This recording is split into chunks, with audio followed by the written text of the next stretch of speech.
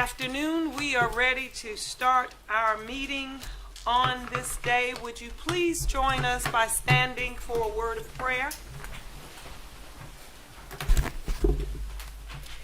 Gracious and eternal God, we thank you for the gift of this day and for the opportunity to gather together in service for our community. We thank you for this city, for its people, its promise, and its future. During this month, we observed Women's History Month. We pause to thank you, God, for the women who have shaped our homes, our communities, and our nation. We honor the courage of those who've paved the way, the strength of those who lead every day, and the young girls who are rising to become the leaders of tomorrow.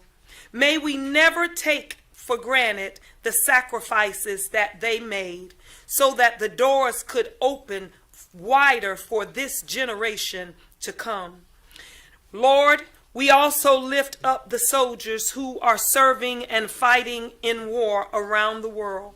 Protect them with your grace and with your mercy.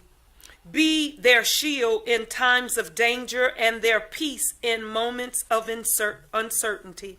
Today we remember the heavy hearts of the families who have lost loved ones in those conflicts. Comfort them, surround them with love, and remind them that their sacrifice will never be forgotten.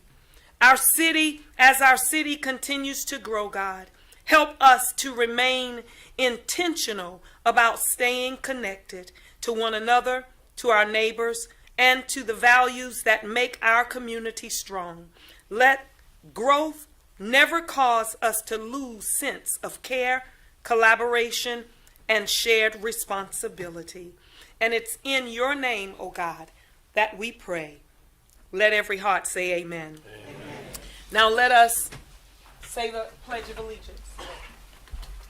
I pledge allegiance to the flag of the United States of America and to the republic for which it stands, one nation, under God, indivisible, with liberty and justice for all.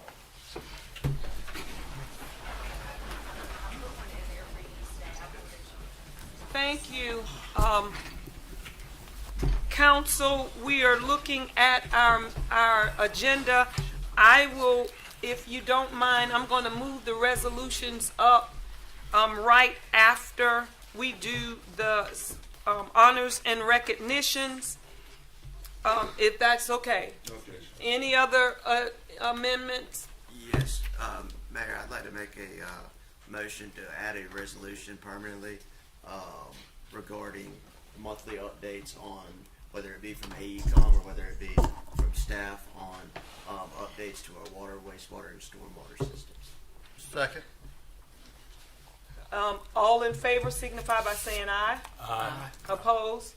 The ayes have it. Thank you so much. Anything else? Well, I guess we never mind.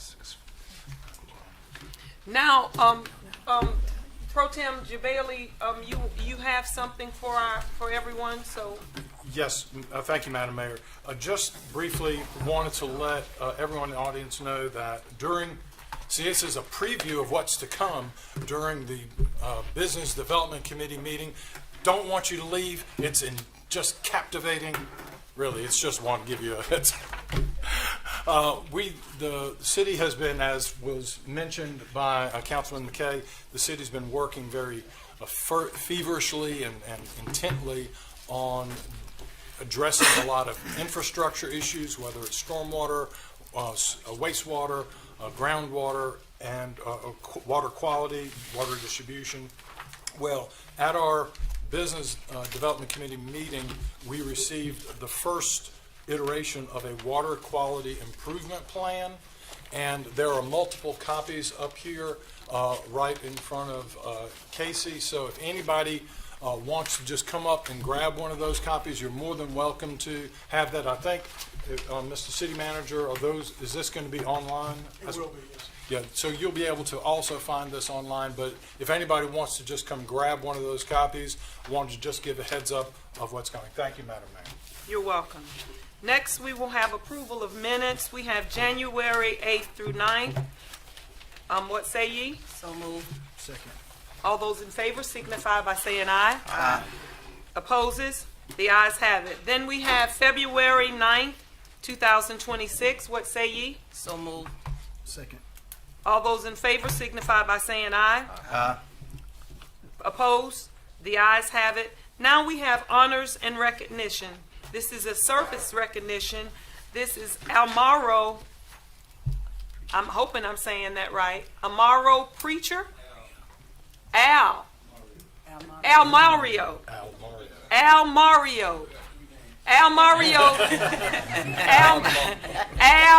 Mario. Preacher.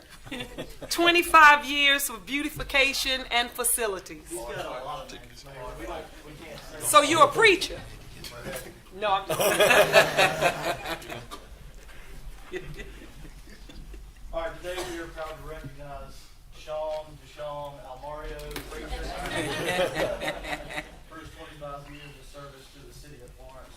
Deshaun began his work with the city on March 12, 2001 as a maintenance worker. Through the years, he continued dedication to the city and his commitment to the Public Works Department, leading to serve him as a special equipment operator, and today he currently holds the position of team leader. For a quarter of a century, sounds good. Deshaun has demonstrated commitment to the city and the importance of public service to the Public Works Department and providing to our community each day. His longevity and dedication reflect the value of experienced employees who remain committed to serving the citizens of our city every day. On behalf of the City of Florence, Deshaun Preacher, for 25 years of service and his continued commitment to the organization and our community, please join me in congratulating him.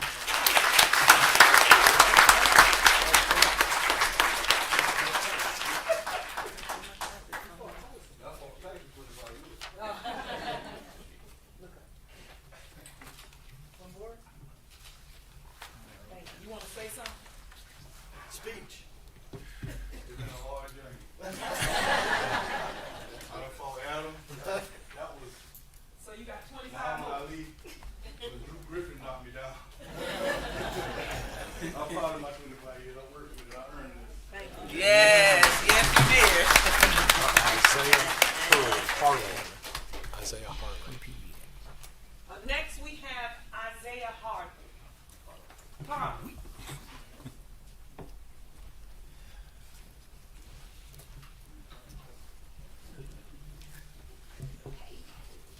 All right, today we are recognizing my good friend and teammate Isaiah Harley for 20 years of dedicated service to the City of Florence.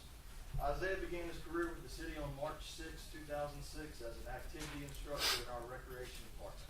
Over the past 2 decades, he has grown with the organization and served the community in many roles, including recreation teen center coordinator, program specialist, activity coordinator, parks groundskeeper, team leader, and recently he was just promoted to our street supervisor. Isaiah's career reflects a strong commitment to service and a willingness to step up wherever he's needed. From mentoring youth and recreation programs to maintaining our parks and now leading operations to keep our downtown district beautified, streets and public rights of way maintained at a high level, Isaiah has consistently demonstrated dedication, versatility, hard work, and leadership. On behalf of the City of Florence, we thank Isaiah for 20 years of service, commitment, and impact on our community. Please join me in thanking Isaiah.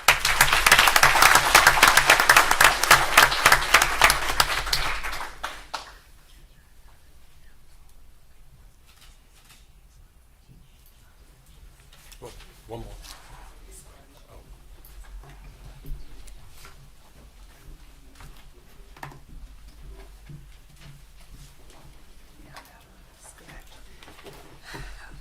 Now we will move up we will go on and do our grant presentation. Mindy, if you could give us a minute, the grant no, go ahead. No, you come on up. Come on up, Mindy. Mindy is about to do a grant presentation. Okay, Mayor, members of council, it's my pleasure to be back again to let you know about a grant. If you recall, last year, the Duke Energy Foundation granted the city $5,000, and we partnered with Adams and his team to do a tree giveaway, which was slated to last about 3 hours, and we held it near Earth Day. I think most of the trees were gone within about the first hour, so it was hugely successful. So we committed to Adam then that we would grant and partner with the city again, but this year we have doubled that amount to $10,000. So on behalf of the Duke Energy Foundation, I'm pleased to present a $10,000 grant to the city. Adam wants to split it up into 2 different tree giveaways, so we're going to have one the end of April, again around Earth Day, and another one in the fall. So, congratulations. You got music comes along with it. So the joke with Mindy. I told Mindy that if she brought us another check, that we would do the electric slide. So I was trying. I'm not going to do the electric slide, but I want. I think I said if you would dance.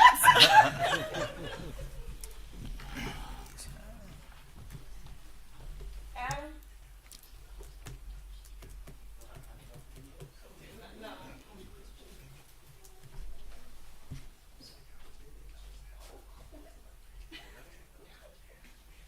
Adam's going to dance. Adam is going to dance for Dancing with the Stars. I danced against his mom, his wife on last year. Then I had to sing in a contest with his mom. So I guess I'll support you.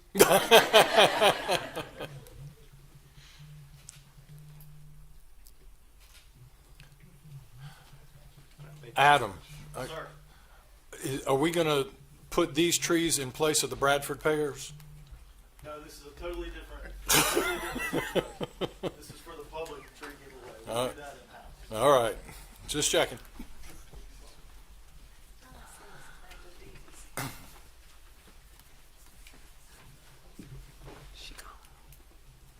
I want to apologize for Miss Brenda Dees. Is she in here? Mm-hmm. I did not see her at first. She was supposed to do the prayer. Oh. And it was so many people in here, I didn't see it, so I went on and did the prayer. So Brenda, please forgive me. Can you do next month? All right, there we go. Thank you so much. Okay, now we will move to our resolutions.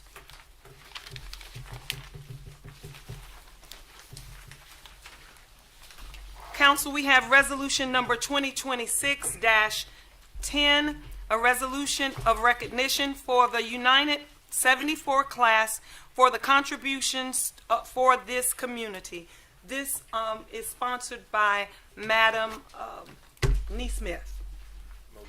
Motion? Second. All those in favor? Thank you, Mayor and Council. A resolution of recognition for United 74 Inc. for its contributions to the community.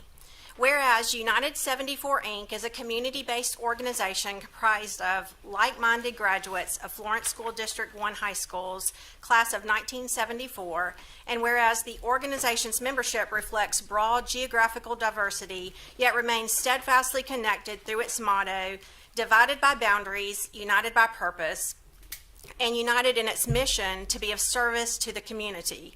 And whereas United 74 Inc. was first formed in 2009 by Sharon Lynn Mitchell Scott and Myra Lane Isaac, bringing together graduates from the 4 Florence high schools that existed prior to 1975, Wilson High School, Southside High School, McClinigan High School, and West Florence High School for their 35th class reunion. And whereas since its incorporation, United 74 Inc. has provided scholarship assistance, computers, and printers to 57 graduating students from Florence School District 1 and 4 students from Florence School District 3, with approximately 85% of scholarship recipients completing college, vocational, or technical training, And whereas the organization also supports families with school-aged children, provides assistance to senior citizens in nursing homes and shelters, and delivers hot meals and clothing to displaced individuals during the winter months. And whereas through fundraising and collective service, United 74 Inc. embodies its philosophy, not one of us can do what all of us can, and continues to make a meaningful impact to the Florence community. Now therefore be it resolved that the City Council of the City of Florence, South Carolina hereby recognizes and commends United 74 Inc. for its dedicated service, generosity, and lasting contributions to the citizens of Florence. Resolved this 9th day of March, 2026.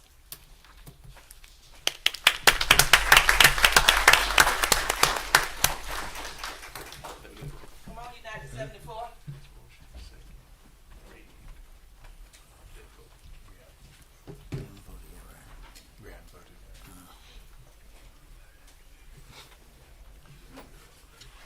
Can I come up for this? I mean, I'm a member of the class of 74. I'm a part of United 74. If I can come down for this, I'd like to.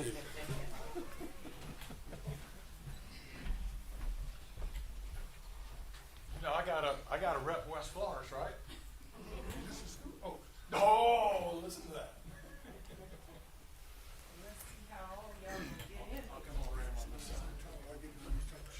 Can we get some of the shorter people up and then y'all do the shoulder action, pointing your shoulder out so the line gets smaller?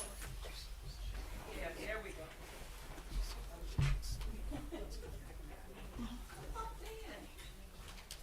Oh.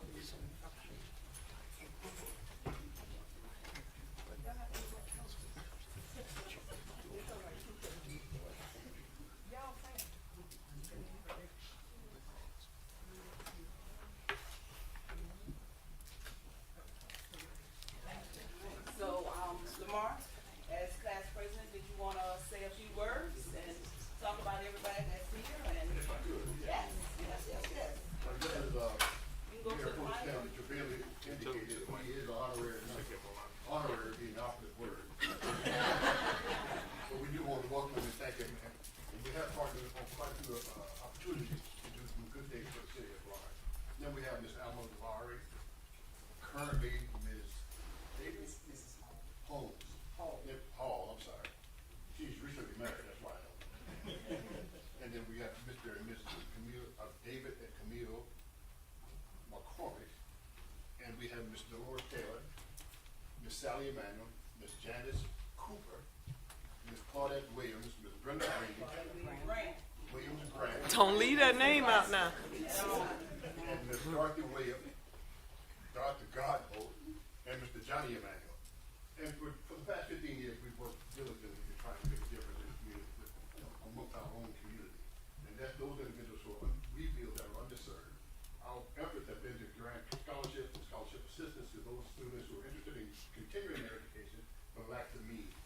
United 74 has for the past 15 years, has worked with shelters in the community as well as the nursing home. Every year, we go to a different nursing home and we provide assistance in the way of gifts and hospitality and benevolence and friendship to everybody that's a resident in that particular facility.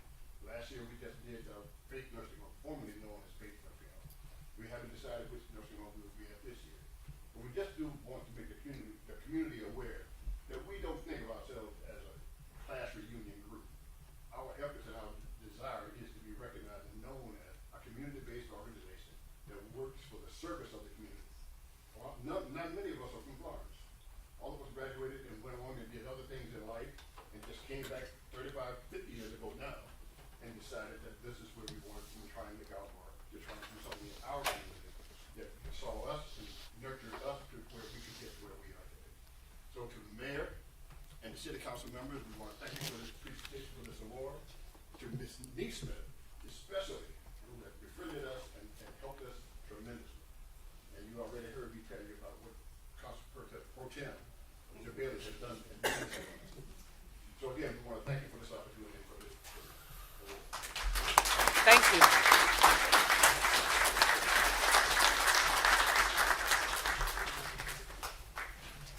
Thank you all so much.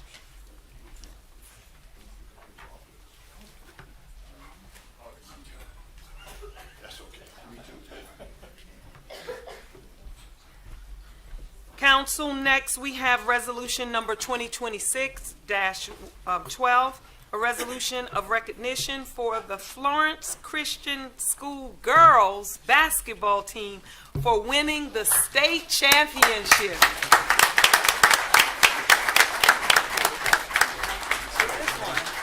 Uh-oh, did I miss one? So we'll go back.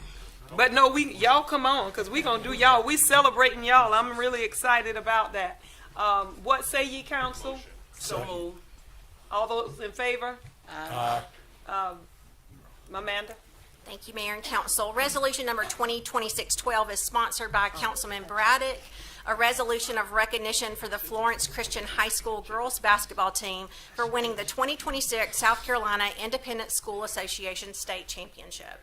Whereas the Florence Christian High School girls basketball team of Florence Christian School achieved a historic milestone by winning the 2026 South Carolina Independent School Association State Championship, marking the first girls basketball state title in program history. And whereas the Lady Eagles secured the championship with a 42-35 victory over Orangeburg Preparatory Schools at the Sumter County Civic Center, finishing the season with an outstanding 24-2 record and an impressive 17-game winning streak. And whereas under the leadership of head coach Neil Minton, the team demonstrated perseverance, discipline, and unwavering faith through the season, earning Coach Minton his third state championship at Florence Christian School. And whereas after suffering an earlier season loss to Orangeburg Prep, the Lady Eagles responded with resilience and determination, overcoming adversity and entering the championship game with confidence and momentum.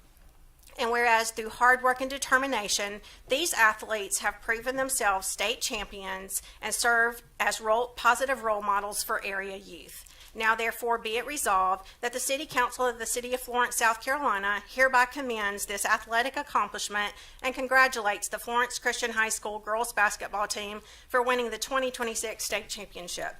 Resolved this 9th day of March, 2026. Sponsored by? She already said sponsored. Okay, come on.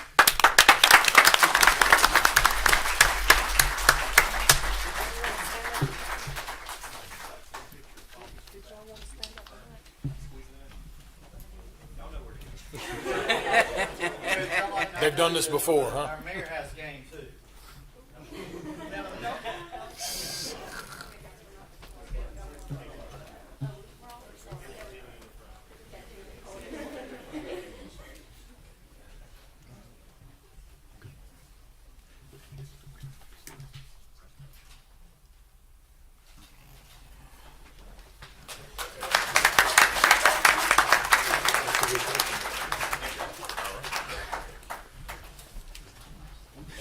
We never put out. Yes, sir. Congratulations to you again. Congratulations. Thank you, ladies. Yeah, 11 up. Yes, we will now go back to the one I missed. Resolution number 2026-11 is a resolution of recognition for Justin Purvis for his outstanding community service and contributions to the community. What say ye? So moved. Second. All those in favor? Opposed? Thank you, Mayor and Council. Resolution number 2026-11 is sponsored by Councilwoman Neesmith Jackson. Whereas Justin Purvis is originally from Darlington, South Carolina, and is a longtime resident of the City of Florence who attended South Florence High School.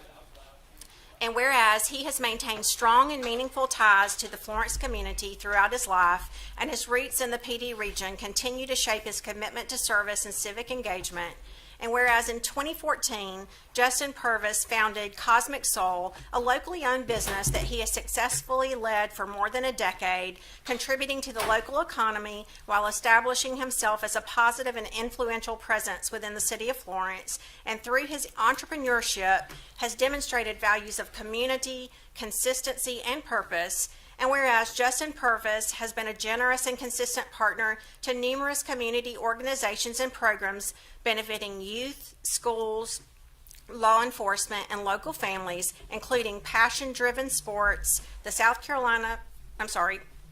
the South Florence High School cheerleaders, the Wilson High School basketball team, the Florence Police Department, and many other local organizations. And whereas Mr. Purvis has served as the primary sponsor of the Sneaks for Purpose Sneaker Drive for the past 5 years, an initiative that has provided sneakers and essential resources to children and local families in need throughout the Florence community. And whereas Justin Purvis's personal journey reflects resilience and perseverance, having overcome early life challenges and committing himself to personal growth, accountability, and positive change.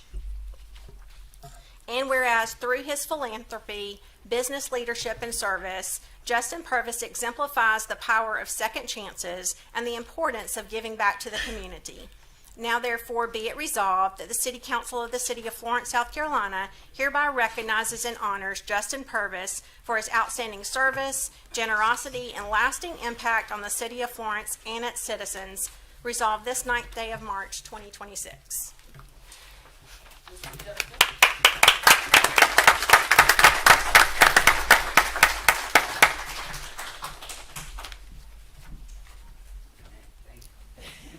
Thank you.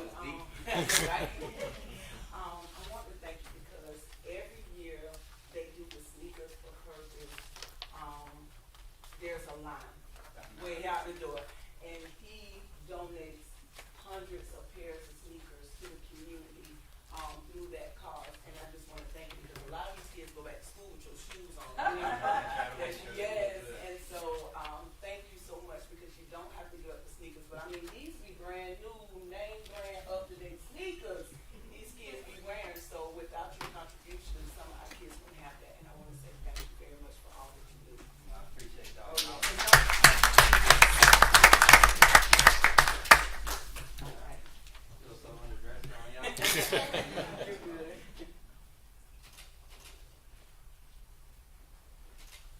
Thank you so much. Thank you for everything you do. You want to say a few things? If you can you go to the podium so they hear it online? If you go to the podium, yeah. Well, I'm gonna keep it short and sweet. I just want to thank the city of Florence for acknowledging me for everything I do. All these important people in here. It's my first. I don't know y'all personally, but I know a bunch of these faces. I see y'all on the news. I see y'all make a big change in here. So I'm glad to be acknowledged by y'all. And then I would also like to say I want to thank my staff that works very hard every day for helping us make this possible, making me be able to budget all this stuff that I do, and that's pretty much it. Thank you. Appreciate Thank you. y'all. Thank you.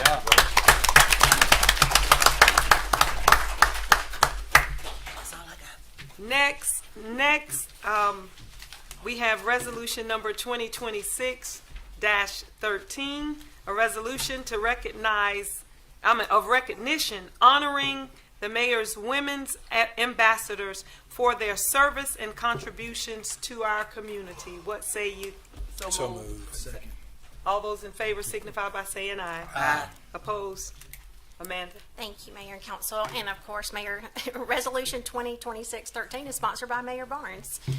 Whereas the mayor of the City of Florence appointed a group of women leaders to serve as ambassadors in support of a mayoral initiative recognizing and uplifting women through the community. And whereas the purpose of this initiative is to celebrate and uplift women of influence across the City of Florence for the lives they touch rather than the positions they hold, highlighting those who serve, lead, inspire, and quietly make our community better, our unsung heroes. And whereas these ambassadors have demonstrated leadership, dedication, and a commitment to the public service through their collaboration and engagement efforts, and whereas through their time, energy, and shared vision, the ambassadors have helped foster community involvement, civic pride, and positive outreach within the City of Florence. And whereas their service reflects the strength, talent, and leadership of women throughout the Florence community, now therefore be it resolved that the City Council of the City of Florence, South Carolina, hereby recognizes and commends the mayor's women's ambassadors for their meaningful contributions and dedicated service to the community, resolved this 9th day of March, 2026. This is sponsored by myself as well as Councilwoman Neesmith. Sorry. Ambassadors, I am so proud to even have you all here in our meeting. So could you all come up and receive this and take a picture with us?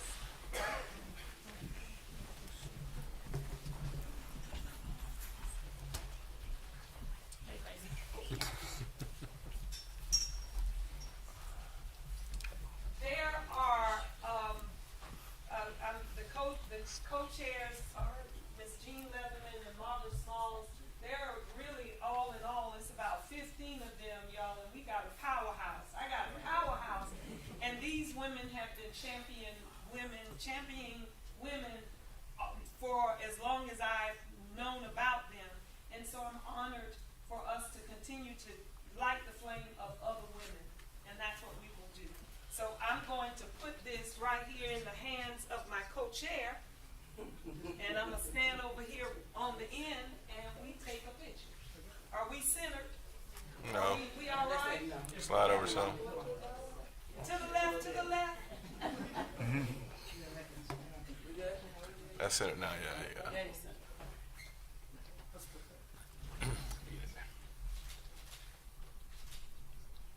Thank you so much. Thank you. One of you could, will you speak about the importance of, coach? Spot. Since she's holding a resolution, right?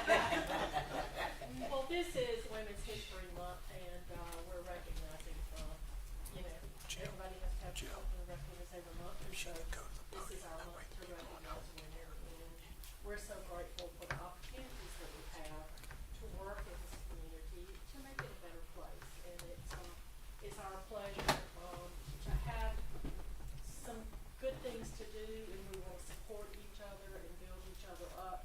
We've got some great women entrepreneurs, volunteers, dedicated servants in this community, and that's what this is all about. And we appreciate the chance to be recognized. Thank you, Mayor. Thank you. Thank y'all so much. Thank you so much. We'll do the electric slide when we get together. Thank y'all.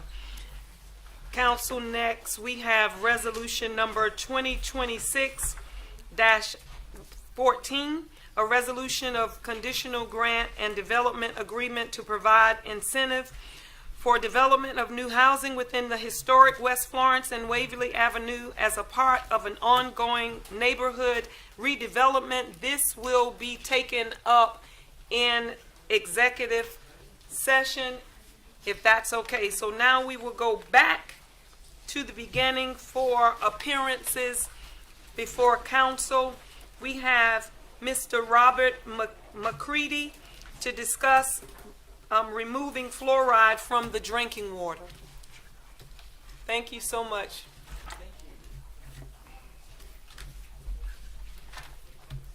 I have some packets that I'll give you at the end. This is something I think is fun and easy and a quick win when everybody's upset about the water. So we put fluoride in the water in Florence County.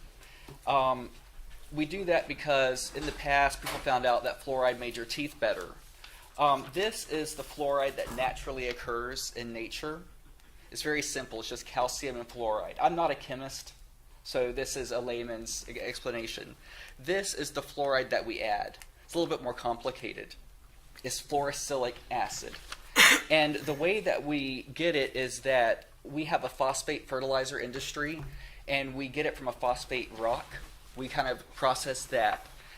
It creates a byproduct, which is an air pollutant. We don't want it to go into the air, so we rinse it off, and that is fluorosilicic acid. And that's going to be on this paper that I'll get to you guys. We take the fluorosilicic acid and put it in the water, and it's supposed to break apart. The fluoride goes to our teeth, and then the pollutant that can't go in the air is not supposed to affect us. However, it's not always that simple. We try to do something good for people's teeth, and then there's consequences. Jennifer Luke in the 90s studied the cadavers of people and found out that adults have a calcified pineal gland. The pineal gland is responsible for melatonin production, puberty, and things like that. And they've done, the NIH has done studies in 2017. It's under prenatal fluoride exposure and cognitive outcomes in children at 4 and 6 to 12 years of age in Mexico, they had it dropped IQ points, too much exposure to the fluoride. And they think it might have something to do because the calcium goes to the pineal gland. It's not part of the blood-brain barrier, and it produces calcium as a byproduct, and fluoride loves to bind to calcium. So we could just not put it in the water. It would save us $10,000, and it's really, really popular. We already have a House Bill 4258 that wants to ban fluoride in the state. We could beat them to the punch. Since September 2024, 81 communities serving 29.5 million people have ended, suspended, or prevented water fluoridization. Between 2010 and 2023, more than 170 U.S. communities rejected it. In South Carolina, Westminster, Greenwood, states, Utah, and Florida, the people that have fluoridated water has dropped from 72% in 2022 to 64% in 2025. So that's where the trend is going. Another practical reason of getting rid of it is that we usually just filter it out anyway with our water filters, or we buy bottled water. And the only people that are not filtering their water that's getting fluoridization are the people that are in the poorest communities. The people that are in government housing and stuff like that, they get city water, they don't have the choice. They're not filtering it, they're not buying the water, whereas everyone else has gone past that. And as far as what's helping the teeth, we kind of know that only brushing and flossing can fix it. And toothpaste has fluoride in it. It says don't swallow it on that package. It's because there's a more concentrated amount that's supposed to be that you can't swallow, which means that we don't have an amount in the water that would even prevent tooth decay. And now toothpastes are even getting rid of fluoride because people are just off the bandwagon of fluoride. I have fluoride in my toothpaste, full disclosure. I think it's good for teeth. I just don't want to swallow it all the time when I'm drinking water. And that's all I got to say. Yes. Thank you so much. Yeah. You didn't mention one word, but is there autism links as well to fluoride, Yes. or just IQ? There are autism links. The NIH is doing lots of studies on it. They're correlative right now, but not every single adult has a calcified pineal gland, but about 85% of them do. And more kids are having calcified pineal glands, and they're going through puberty sooner. And a lot of people take melatonin to go to sleep. I mean, it's common practice now. In the 90s, it was you just started hearing about it. I think like only Moss Pharmacy sold it. Now you can get it anywhere. Everybody takes it, and it's because the pineal gland is getting calcified, and so we can't produce melatonin to go to sleep. I have a question. Yeah. Yes. My question is, so what's your response to, this is a 2024 scientific statement by the CDC that indicates that the burden tends to fall hardest on low-income families who doesn't have regular dental care or dental visits. What's your response to that? The CDC and the ADA want to keep fluoride in the water. The NIH and the DHHS do not want it in the water. So there is some conflict. The DHSS is Department of Health and Human Services. And that's through, who's the chair, who's over the department? That's RFK's. RFK is Robert F. Kennedy? Yes. Okay. And they have recommended it to DHEC already. But for if it's not enough fluoride in the water to prevent tooth decay, then having it in there is not going to help anybody. If you can't swallow the toothpaste because it's a higher concentration of fluoride, and that's the concentration they need to prevent tooth decay, then having just a little bit, which a federal court has ruled you have to have a very small amount in there, then it's not really doing anything. It's just a waste of money. Mississippi couldn't get fluoride during the pandemic, and so they just kind of phased it out because they were like, well, we didn't have it for a couple of years. We just won't use it anymore. I just have some concerns, I guess, I don't want to, my biggest thing is I'm big on the affordability. I want to keep costs low for people. And there's a study that was done in 2024 that says it could increase dental costs for our kids. That's something I probably wouldn't be in favor of. So, thank you. Anyone else? And so you also said in your statement that the customers that we serve that probably cannot afford filters are low income and housing residents, correct? Yes. So, my question to you is, what do you expect them to do if they can't filter their water if we don't add this cleanser or this chemical into it? Well, it's because they don't have the choice. They can't filter it. They're not filtering it. Everyone else is filtering or buying water, and it's automatically in. So everyone else is getting to opt out because of their financial situation. So If they wanted the fluoride, they could get the toothpaste. So if they don't have the financial stability of getting it, then you're basically saying it doesn't matter in their situation. No, it's not an amount that would be effective either. It's a very low amount. It's a different parts per millimeter than what's in the toothpaste. Can I make a suggestion? Because you said that you're not a chemist and this is what you read, can we do some research and we'll say we'll look into it, but we thank you for... Yeah, I'm just bringing attention. Yeah, thank you for bringing it to our attention, and we'll look into it.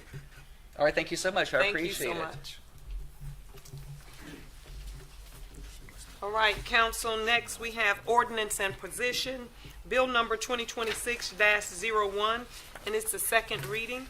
It's an ordinance to annex and zone RU the property located at 2916 West Palmetto Street, identified as Florence County Tax Map number 00100-01-031. What say ye? So moved. Second. All those in favor signify by saying aye. Aye. Opposes? The ayes have it. Next, we have bill number 2026-02. This is a second reading, an ordinance to amend the planned development district for New Ebenezer Baptist Church at 312 South Ravenel Street, identified as Florence County Tax Map number 90103-03-001. What say ye? So moved. All those in favor signify by saying aye. Aye. Opposed? The ayes have it. Next, we have bill number 2026-03, second reading. This is an ordinance to amend the City of Florence Unified Development Ordinance regarding itinerant vendor sales, mobile service, and temporary use permits. What say ye? So moved. Second. All those in favor signify by saying aye. Aye. Opposed? The ayes have it. Bill number 2026-05. This is a second reading.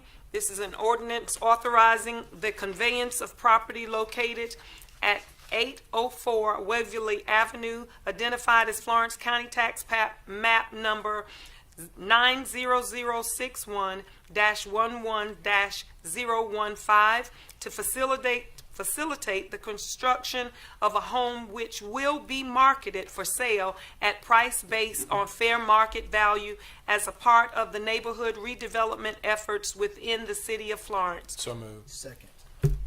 All those in favor signify by saying aye. Aye. Opposed? The ayes have it. Next, council, we will have... Did we do on 600? I'm about to do 6. Oh, okay. Bill number 2026-06, and this is a second reading, an ordinance to amend the budget for the fiscal year beginning July 1, 2025, and ending in June 30th, 2026. What say ye? So moved. Second. Any questions, discussion? I have a question. How many readings do we have on the budget? Oh, this is an amendment. This is an amendment to the budget. This is the 30% carryover. This Gotcha, is the less. gotcha. Okay. So this is the second reading. All those in favor signify by saying aye. Aye. Opposed? The ayes have it. Now we are moving into introductions of ordinance. This is a bill number 2026-04, and it is the first reading. An ordinance to amend the City of Florence Unified Development Ordinance regarding in-home child care facility. What say ye?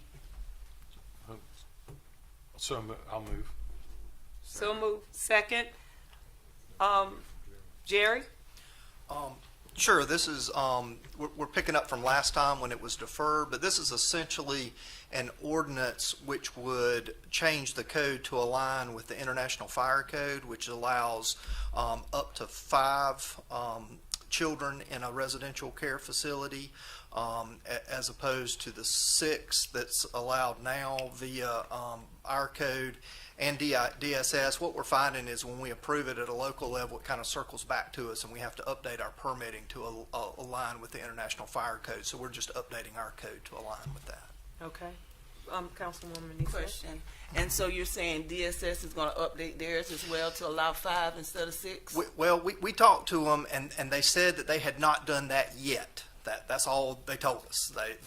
Which made it implied that they would eventually, but that would take some on the state level changes.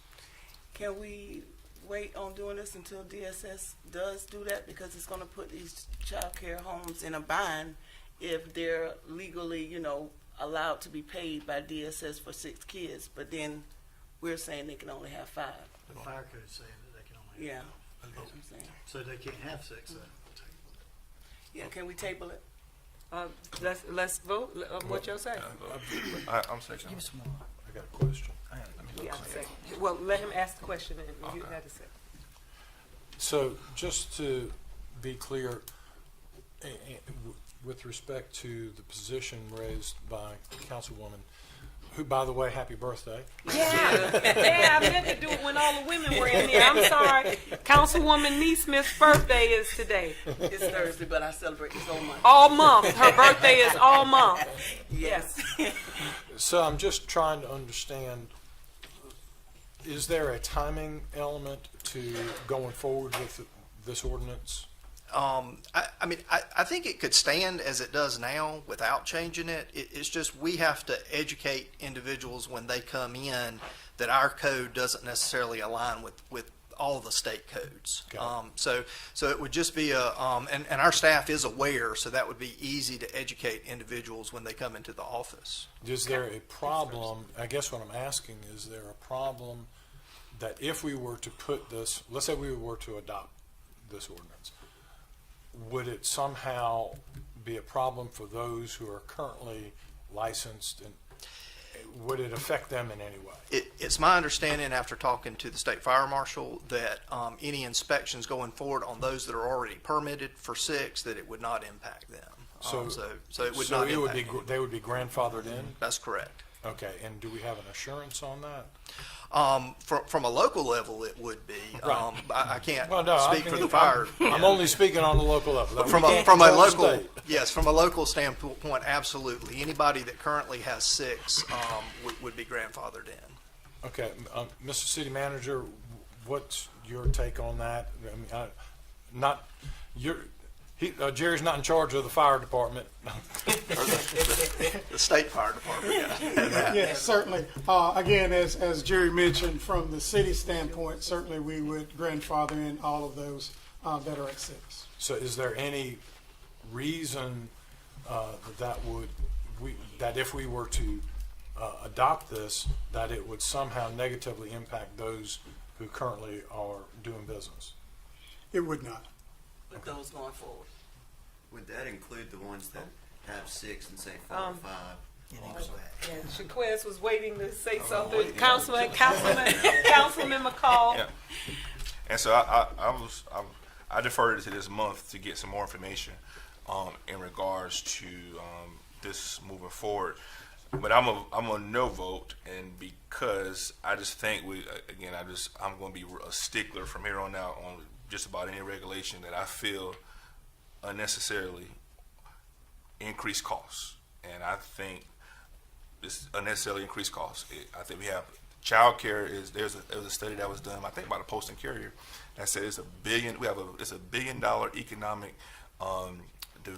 we can get $1 billion in economic development if we address child care seriously here in South Carolina, and by us making it harder here in Florence, increasing costs, we're doing nothing but hurting ourselves economically.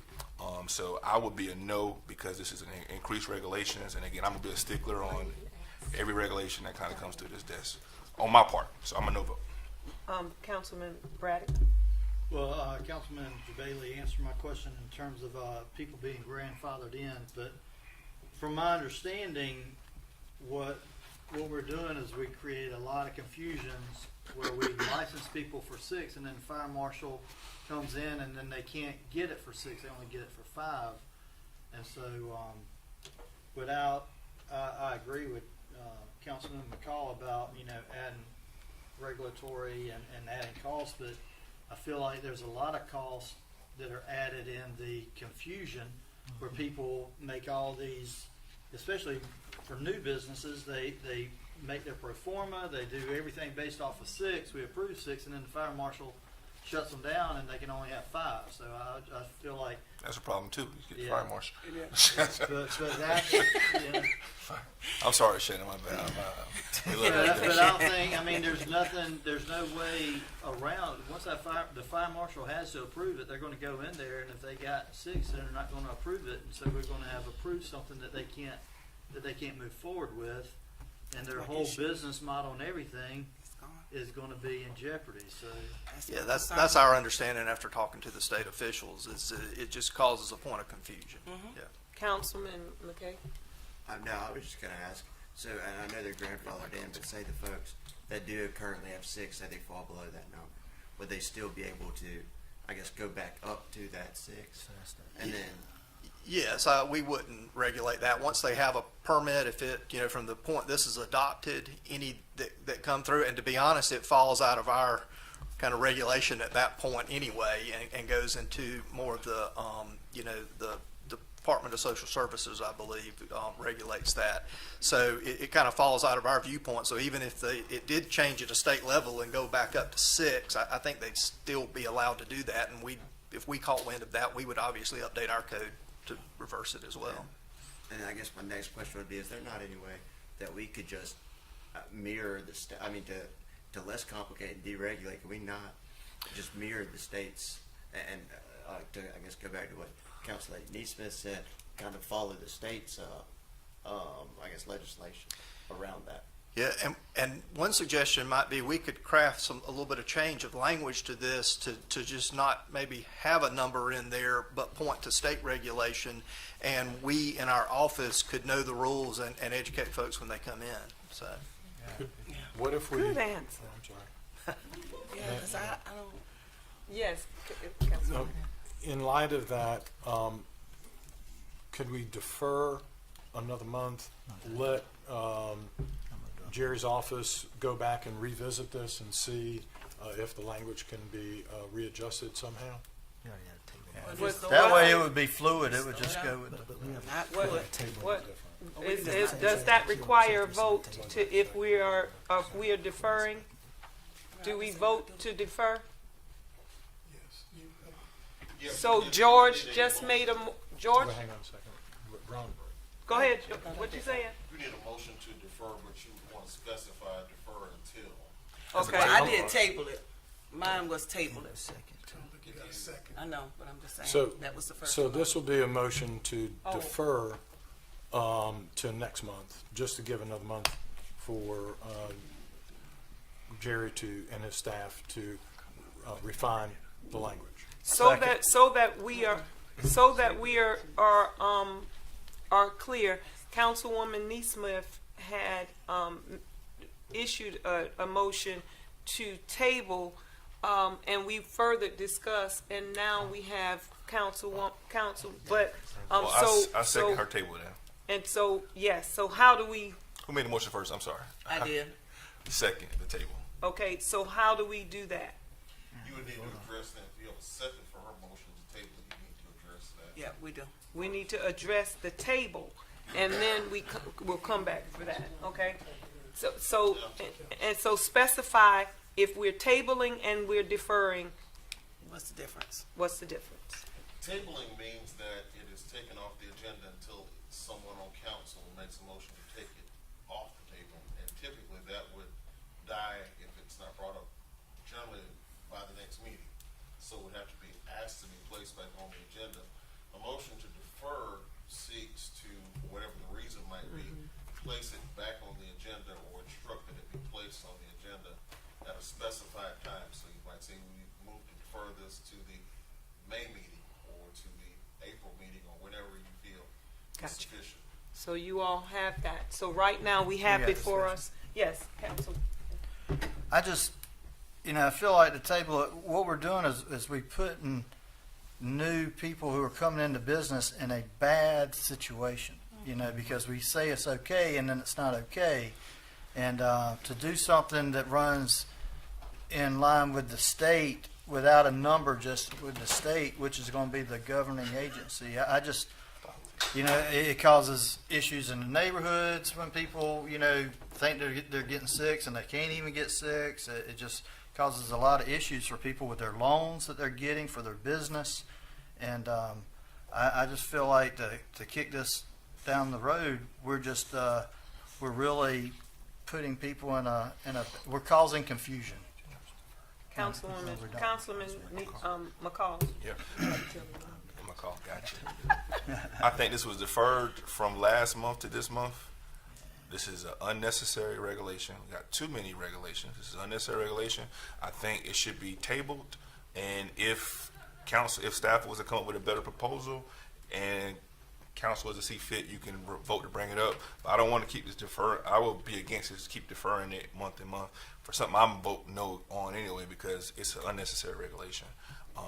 That's going, in my opinion, going to increase costs, and I'm not for that.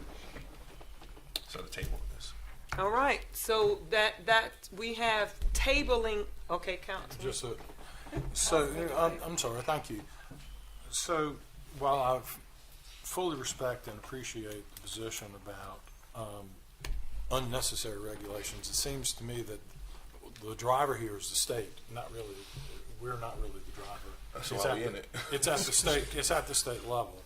And if I understand the whole purpose of this is to try to just not mislead people who are applying to say that they can have 6 when in fact the state says you can only have 5. And so that's not, in my opinion, that's not unnecessary regulation. It's just clarifying locally what is already in place at the state level, and just informing people on the front end, and to have our ordinance comply locally with what's already happening at the state level, and to reduce confusion as opposed to allowing for the misunderstanding. I think that's already potentially there, and I think that's the whole purpose of what this ordinance was drafted for. Is that correct, Jerry? Was to try to eliminate any confusion? That's correct. That's the intent. Can we hear from our city attorney? Thank you, Madam Mayor. Just want to clarify that a motion to table is mostly used for emergency issues. Let's say if there's something that's come up and you're in the middle of a debate or discussion and you want to lay something on the table just to essentially come back to it. I think the better motion might be, from what I'm hearing, the discussion with council right now, is if you want to defer this to a later point in time, and you could specify however long that might be, or if you don't want to consider this as is, vote it down. Vote it down, or you do have the right, given that this is first reading, to approve first reading with the understanding that you want certain changes made before it be brought back for second reading. So I think just procedurally speaking, it sounds more so like the motion to table is not necessarily the best procedural motion of what I'm hearing here. Okay, Councilwoman Neesmith. Okay, let's update this to defer until DSS have changed their regulations. I'd be forever. I mean, but my point is, the ordinance addresses more than just the 5 to 6. That's the only thing that we're taking note on. It addresses more than that. But we're saying the 5 to 6 is only, but it's not the only change in there. There's other changes. That's unnecessary. So I want to vote. Let's just vote it up and down. I mean, I think I was deferred to So right now, Councilwoman Neesmith, would you rescind your? I would like to rescind it to defer until DSS can come up with that can be in the line with what we're trying to enforce. Second. Because right now DSS says 6, these people thinking they can have 6, but we're saying 5. So I would like to defer until DSS can. That was absolutely wrong. So we have a motion and a second, city manager, city Attorney. city lawyer. Can't be the illustrious city all of manager rep. But for clarity's sake, I just want to make sure I'm understanding. Councilwoman Neesma Jackson is withdrawing her motion to table and instead submitting a motion to defer until such time as the Department of Social Services has taken action regulatory-wise on this issue. Yes. Okay. And I second that.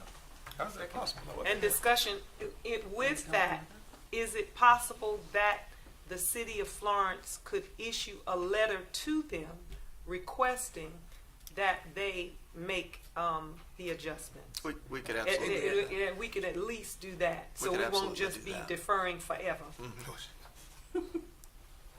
Madam Mayor, a question for Councilman McCall, because I'm not educated. What were the other changes? I wasn't aware of other changes being made. That's right. It's highlighted in the. Can I pull it up on the board up there? Jerry, do you have it up? Yes. So we were essentially, right now, we just have in the code the definition for in-home childcare.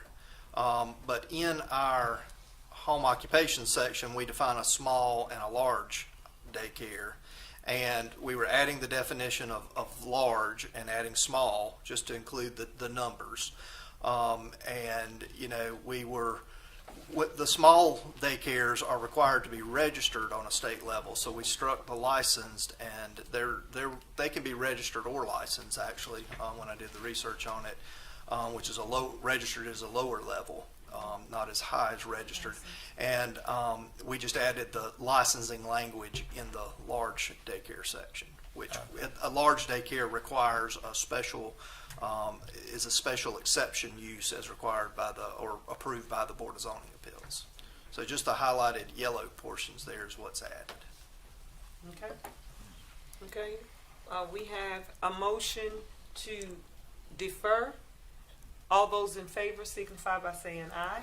Aye. Opposed? Nay. Okay. Thank you. The ayes have it, so we don't need to vote it up or down right now. Okay? Thank you so much. We will now go to introduction to ordinance.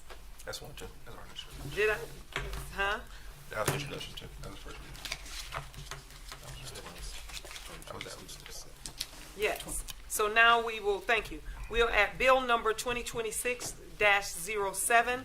This is the first reading, an ordinance to annex and zone NC-15, the property located at 2511 Ascot Drive, identified as Florence County Tax Map number 01221-01-191. What say So you? move. Second. All those in favor? Jerry? Thank you, Mayor and City Council. This is a property located in Windsor Forest, is the site of a single-family detached home. It was voted unanimously to zone NC-15 by Planning Commission, and staff agrees. And here is a picture of the existing home on the site. And this concludes staff's report. All right. All in favor signify by saying aye. Aye. Opposed? The ayes have it. That's a little further down. Next, we have bill number 2026-08. It's the first reading. An ordinance to annex and zone NC-15, the property located at 2710 Trotter Road, identified as Florence County Tax Map number 00984-01-007. What say ye? So moved. Second. Jerry? Thank you, Mayor, City Council. This property is located in the Grove Park subdivision. It is a single-family detached home located on this lot. The proposed zoning is NC-15, which was approved unanimously by Planning Commission. And again, here is a picture of the home. And this concludes staff's report. Councilman? Hey, Jerry, I mean, it's not like a trend, but we have a couple, and it seemed like we had a couple months ago. Are we doing anything that's stimulating these requests, which is good? It's good to have these requests, but where is this success? Is this just normal, or do you feel like we're trending for more people to annex in? I think this is just normal, kind of organic, annexation that's going on. Occasionally, we're asked by the community to go out, for subdivision, Grove Park or Windsor Forest, for example, because those are the two we're talking about. We're asked to go out and talk to a group of people or to an HOA, but we've done, in the past year, we've done really none of that. So this is just organic annexation that's occurring. No one? Everybody's good? Okay. All those in favor signify by saying aye. Aye. Opposed? The ayes have it.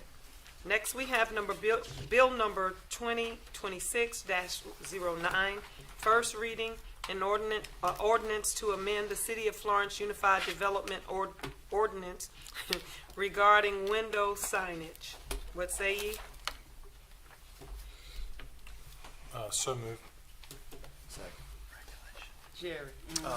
Thank you, Mayor and members of council. This is a proposal to amend our sign code. Currently, window signage is an allowed use throughout the city, meaning that a lot of people you see put these application decals or what have you to cover their windows, and some do it up to 100% of their windows. So it can essentially, right now we allow, based on the zoning district, certain percentage of a facade wall to be covered in a sign, typically up to 25% of a facade. So right now they could do that and also have 100% coverage of windows, and depending on the size of their windows, they could have much larger sign on the front of their building than what's typically allowed. So this is an effort to change that from an allowed use, which requires no permit, to a permitted use, but also add a maximum value of 25% of the window to allow to be covered in this case. So we would add the row there of maximum window area up to 25% in all of the commercial zoning districts. And then add the language to one of the footnotes that window signage shall not exceed more than 25% of the window on which it is placed. And this concludes staff's report. Councilman Chabeli, and then Ms. Smith. Jerry, let me just say, this is something that has become a huge problem. All you have to do is ride down Irby Street inside the city limits, and you see all these businesses that have decided looking inside the windows and seeing inside the buildings, inside what's going on, is no longer important.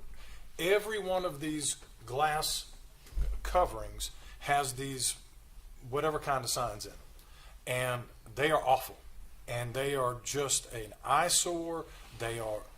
I don't think they promote safety, because you can't see inside. You don't know what's going on. You don't know if it's jammed with people or if it's completely empty of people. You have no idea because you can't see into them, and it's just one massive collection of signs.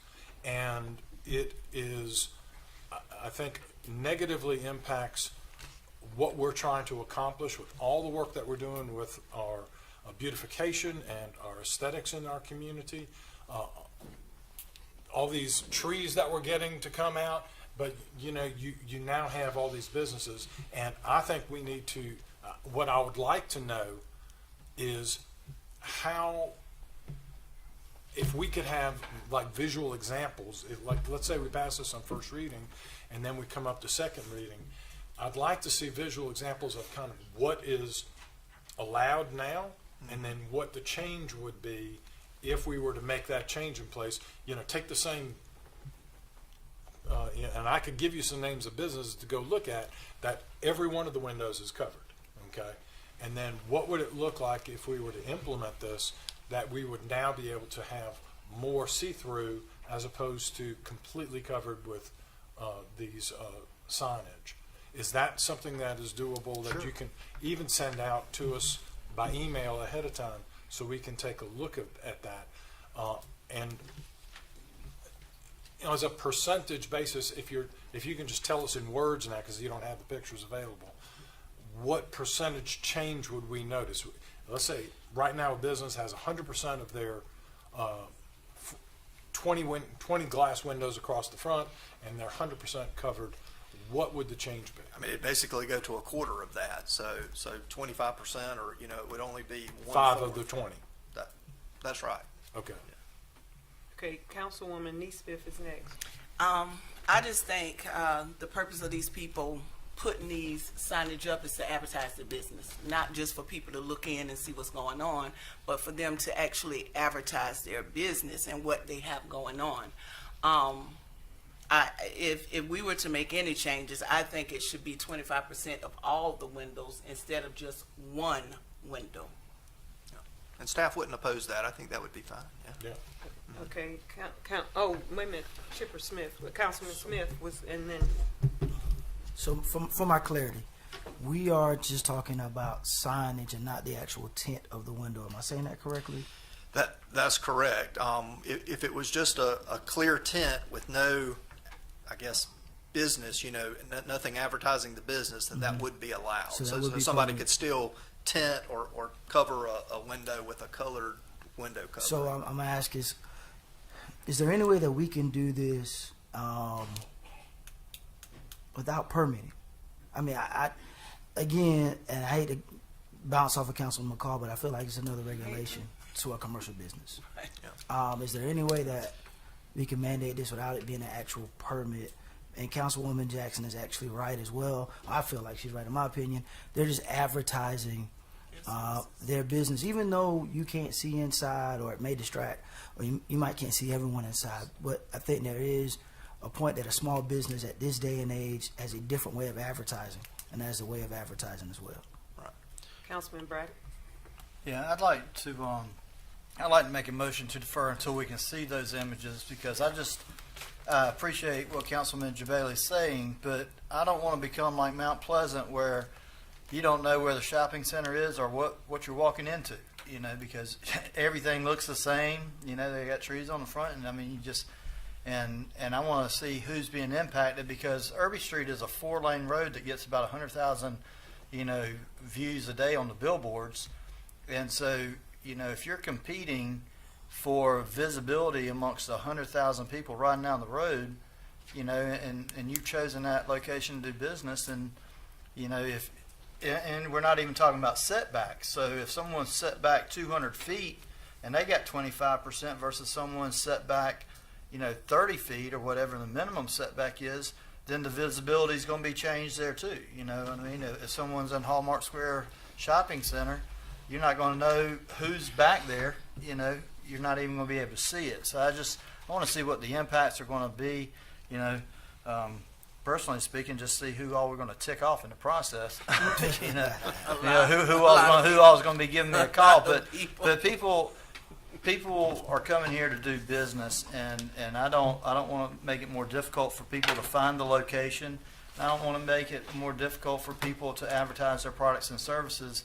And just the window size, the percentage of the window is just one aspect of a lot of different things in terms of if it's off of Irby Street downtown versus Irby Street at Hallmark Square. I mean, 25% is very different when you start talking about the setbacks and the impacts there. It is. You know, what Councilman Jabali is talking about, I can definitely see, you know, but would Bojangles be one of those? You know, new Bojangles National just came in. I don't know how much window space they took up, but I think it's a pretty good amount, you know, and and that's kind of like a flagship for us to have Bojangles downtown. You know, are we going to prevent more national folks from coming downtown because of this as well? So I'd like to defer until we can see some images of the impacts, and if you could bring, you know, some pictures with a far setback and a close setback, something downtown versus something further down Irby Street.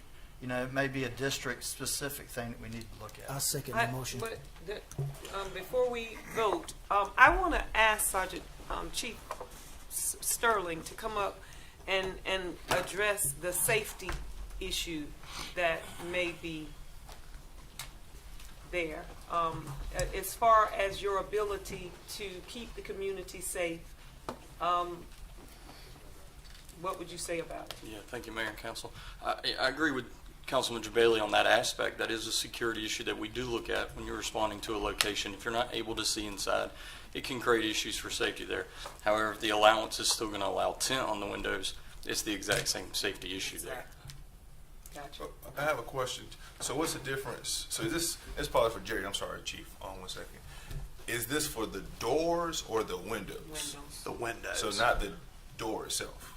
Right now, I mean, we're covering if there's a everything. window in it, I guess if it's a window door, it would apply. Like But right, okay. right. We wouldn't regulate things like open hours or open close signs. All that's common. But this is more for the big advertisement sign that goes on the windows.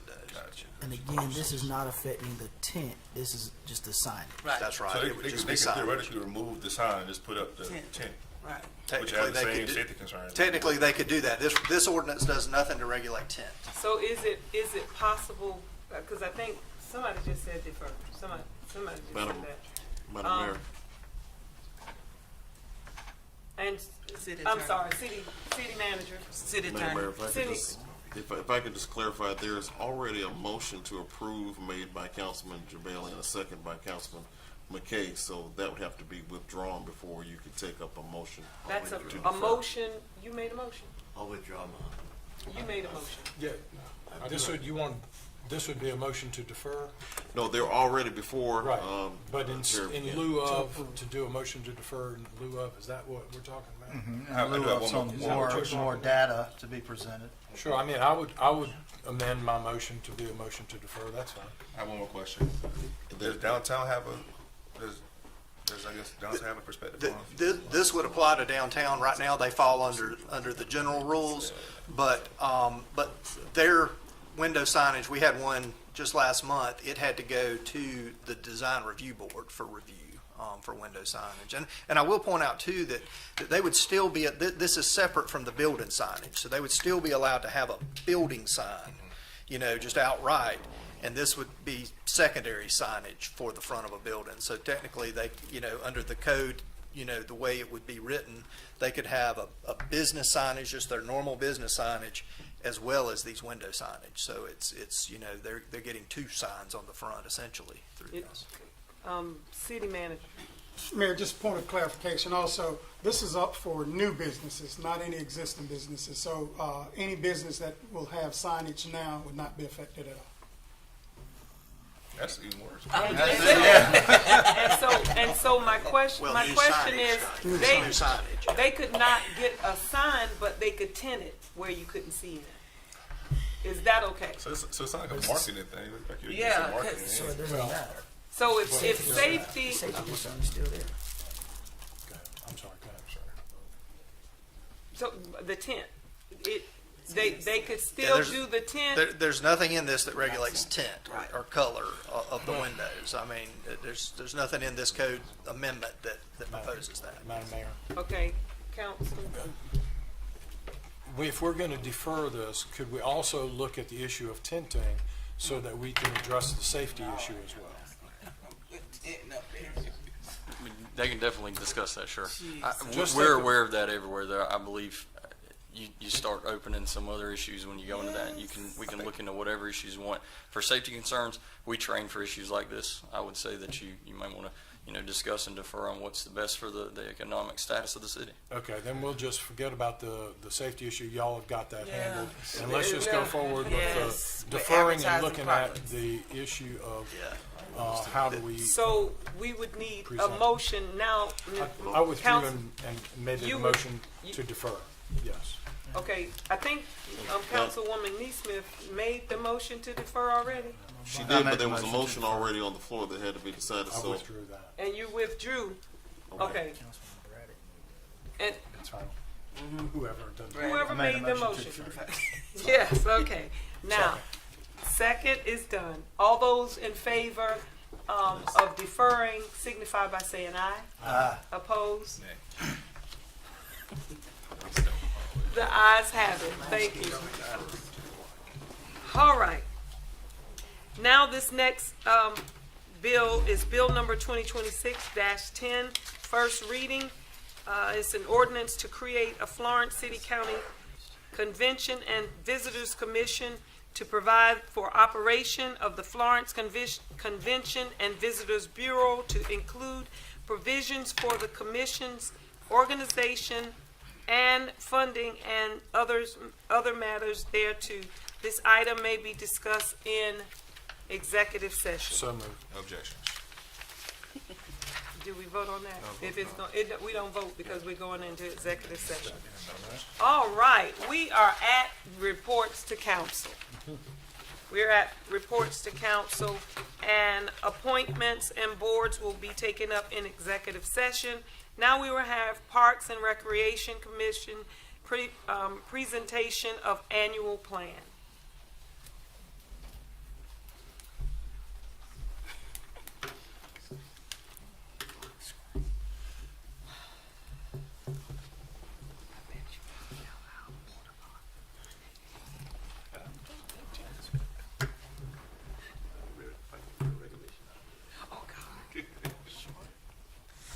Madam Mayor and Council, thank you all. Good afternoon. On behalf of the Parks Commission, we have Mr. Walter Salinger and Mr. Darrell Witherspoon here. Mr. Darrell Witherspoon is our new chair, and they will present to you all our plan for the upcoming year. Water park. I hope so. Darrell Mitchell is the new chairman. He's been gracious enough to take over the spot. Darrell, would you just introduce it? You can introduce me. I'm Darrell Mitchell, new chair. I'm going to try my best to do the best job I can give you. Make sure our community is beautified and kids are safe. Thank you, Darrell. Short and sweet. I'm Walter Salinger, and I'm again presenting the annual plan for the Parks and Beautification Commission 2026. You've got a paper copy in front of you, and you'll notice it's a lot shorter than it's ever been before in my 15 or so years. Well, I hope you've got a copy somewhere. We'll get you a copy. Yep. Take my word for it, short. Okay. Because we've accomplished so much, especially over the past 5 years. We've done a tremendous amount throughout our facilities. And I think the last big project completed was the extension of the rail trail to the soccer complex, and many of you are out there for the dedication of that facility. And everybody throughout city government had to contribute to make that come together. Private property owners, Philip Lowe, Senator Philip Lowe helped with that. I want to thank everybody for making all those projects happen, and I hope we can do a lot more projects like that, and encourage everybody in every part of the city government to work together with the citizens and landowners to provide safe places for people to exercise, ride their bicycles in every part of the community.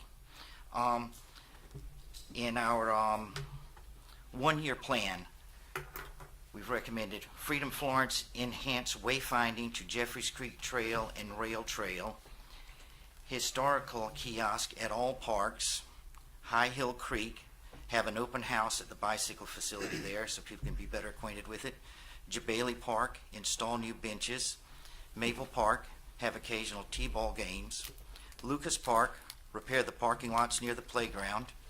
Repair the Oath of Enlistment at the Veterans Park. At Freedom Florence, update turf and football fields. And install bird habitat house at Jeffries Creek. We also have a 5-year plan and some ongoing goals, but I'll let you all read that in your paper copies. Thank you very much, and thank you for your staff. The city hiring excellent staff to make the parks run, keep everything going, keep the programming going. That's the backbone of it, and it's because y'all hire excellent staff and make it a place they want to keep working. Thank you. I have a question. Thank you Yes. so much, Councilman McCall. And I'm sorry, I didn't get your last name again. I'm sorry. Walter Salinger. All right, and thank you, Mr. Salinger, for your years of service. There was a study done, I think that was last year. One of the, I guess, main points that members of the community indicated what they wanted to see for Florence was more aquatics, more things to do with water. As a proponent of a water park myself.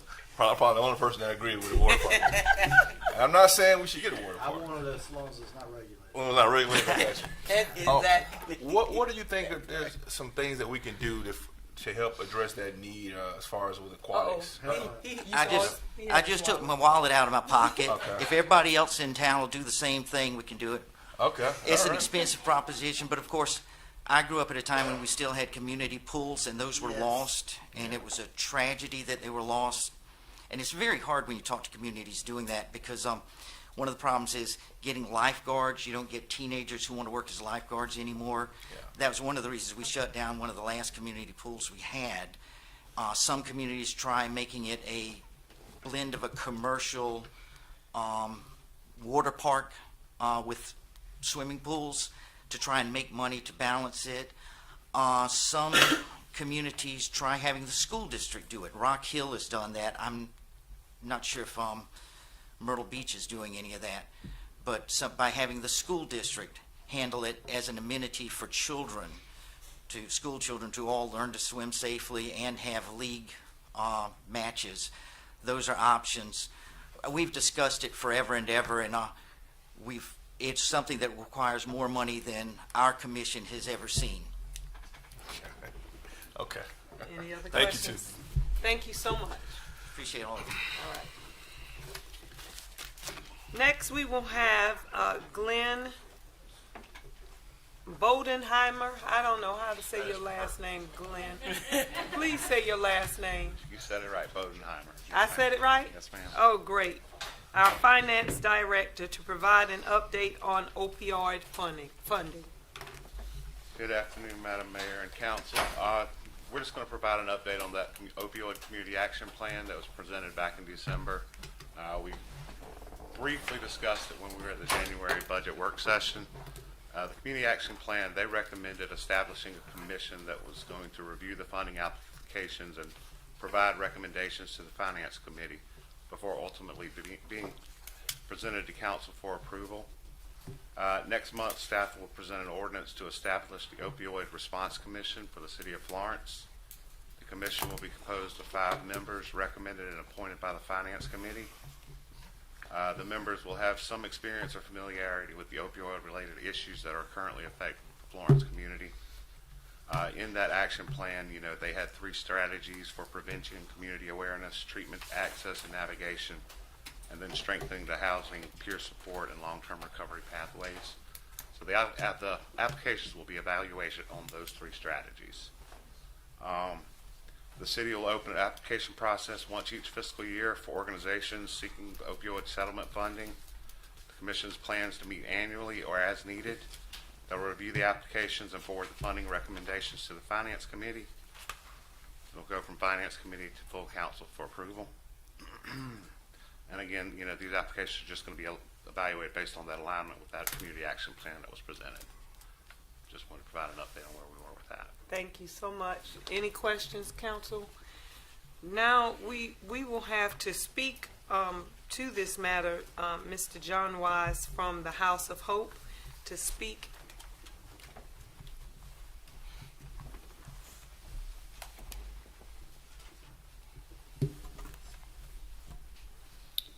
You have a picture? Perfect.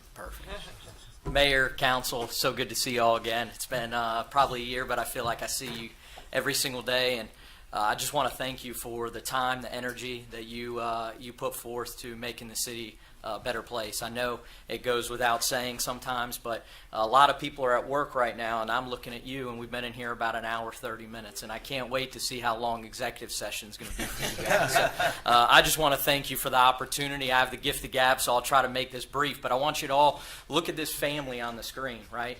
This family, when they were coming to the House of Hope, had very little hope and very little direction. Now this family is flourishing. That mother right there not only holds a full-time job, she's going online to a 4-year degree at Liberty University to get her drug and alcohol counseling degree.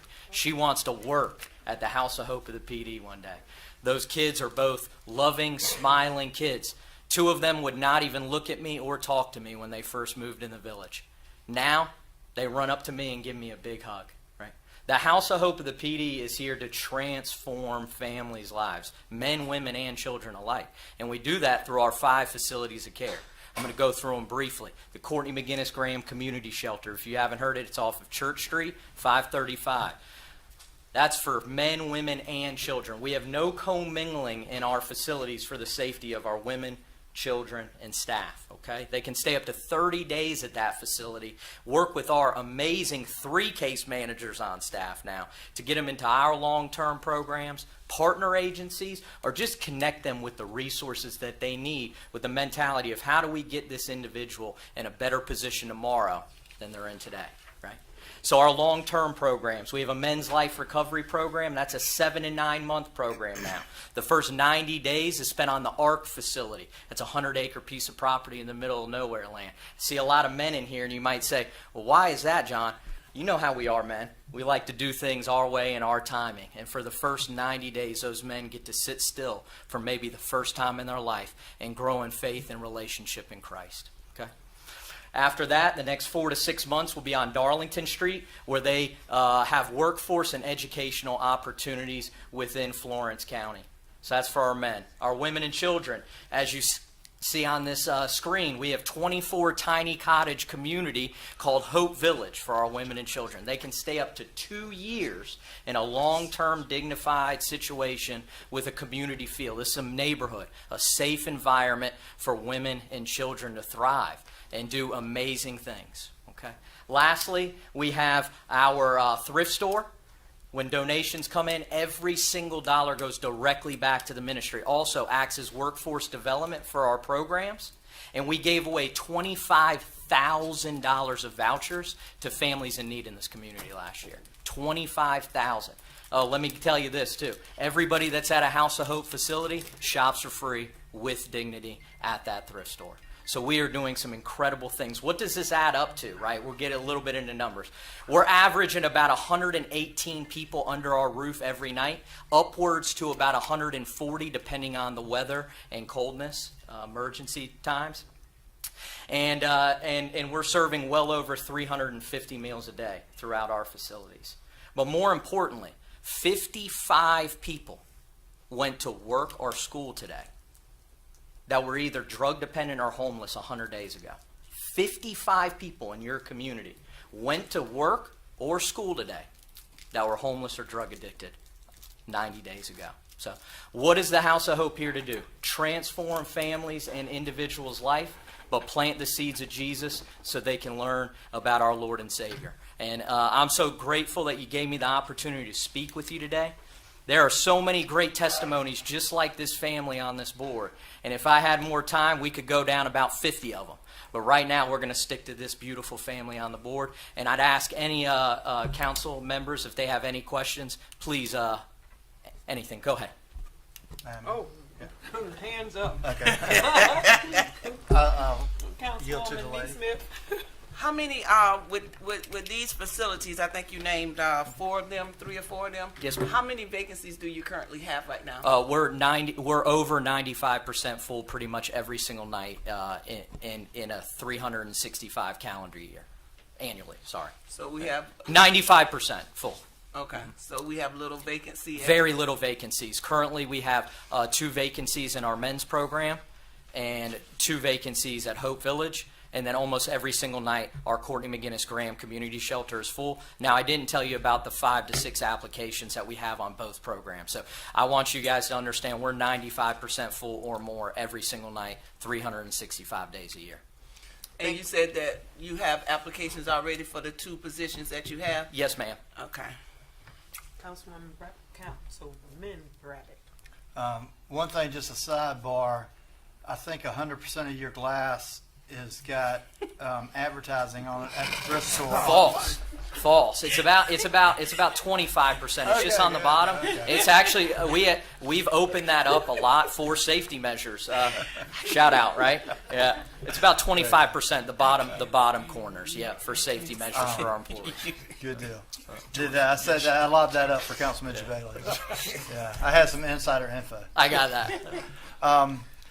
One of the things, Mr. Weiss, you indicated to me is with the opioid funds that you're seeking now, y'all have an intent, you have a goal for that. Can you allude to that? Absolutely. I mean, the opiate funds can go so long for the House of Hope of the PD, right? It can help us hire more adequate staff and get them trained correctly, right? Certifications, things like that. Also, our greatest need right now is to create more space, right?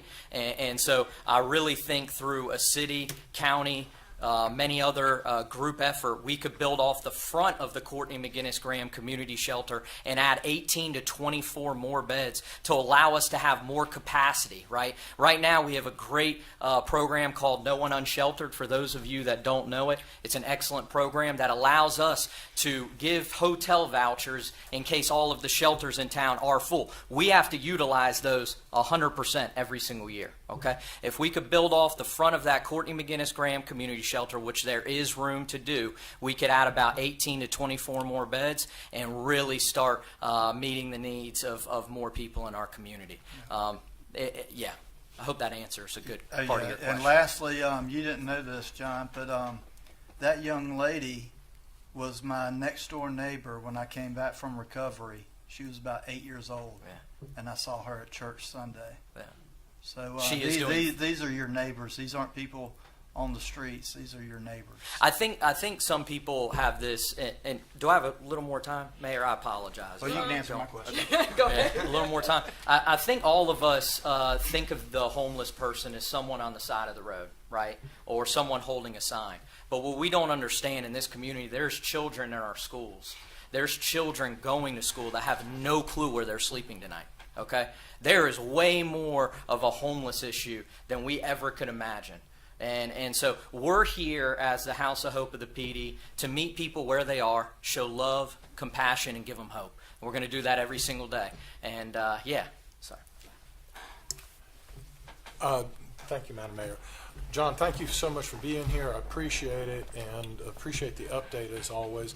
And I think tonight is a big event. If Absolutely. you want to give a little shout out for Absolutely. If y'all haven't seen the many billboards, the many marketing things that we've put out, we have the Evening of Hope tonight, which is our biggest fundraiser.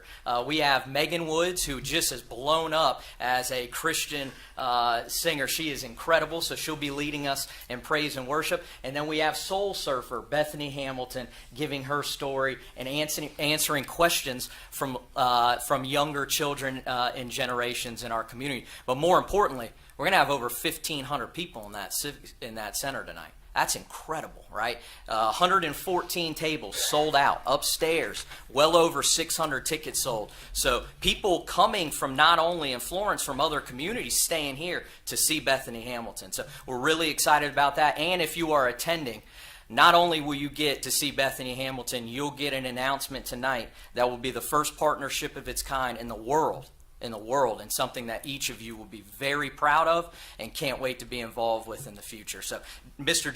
Councilman Jabali, thank you for being a sponsor of the event and attending tonight, and for all of y'all's support for the House of Hope of the PD.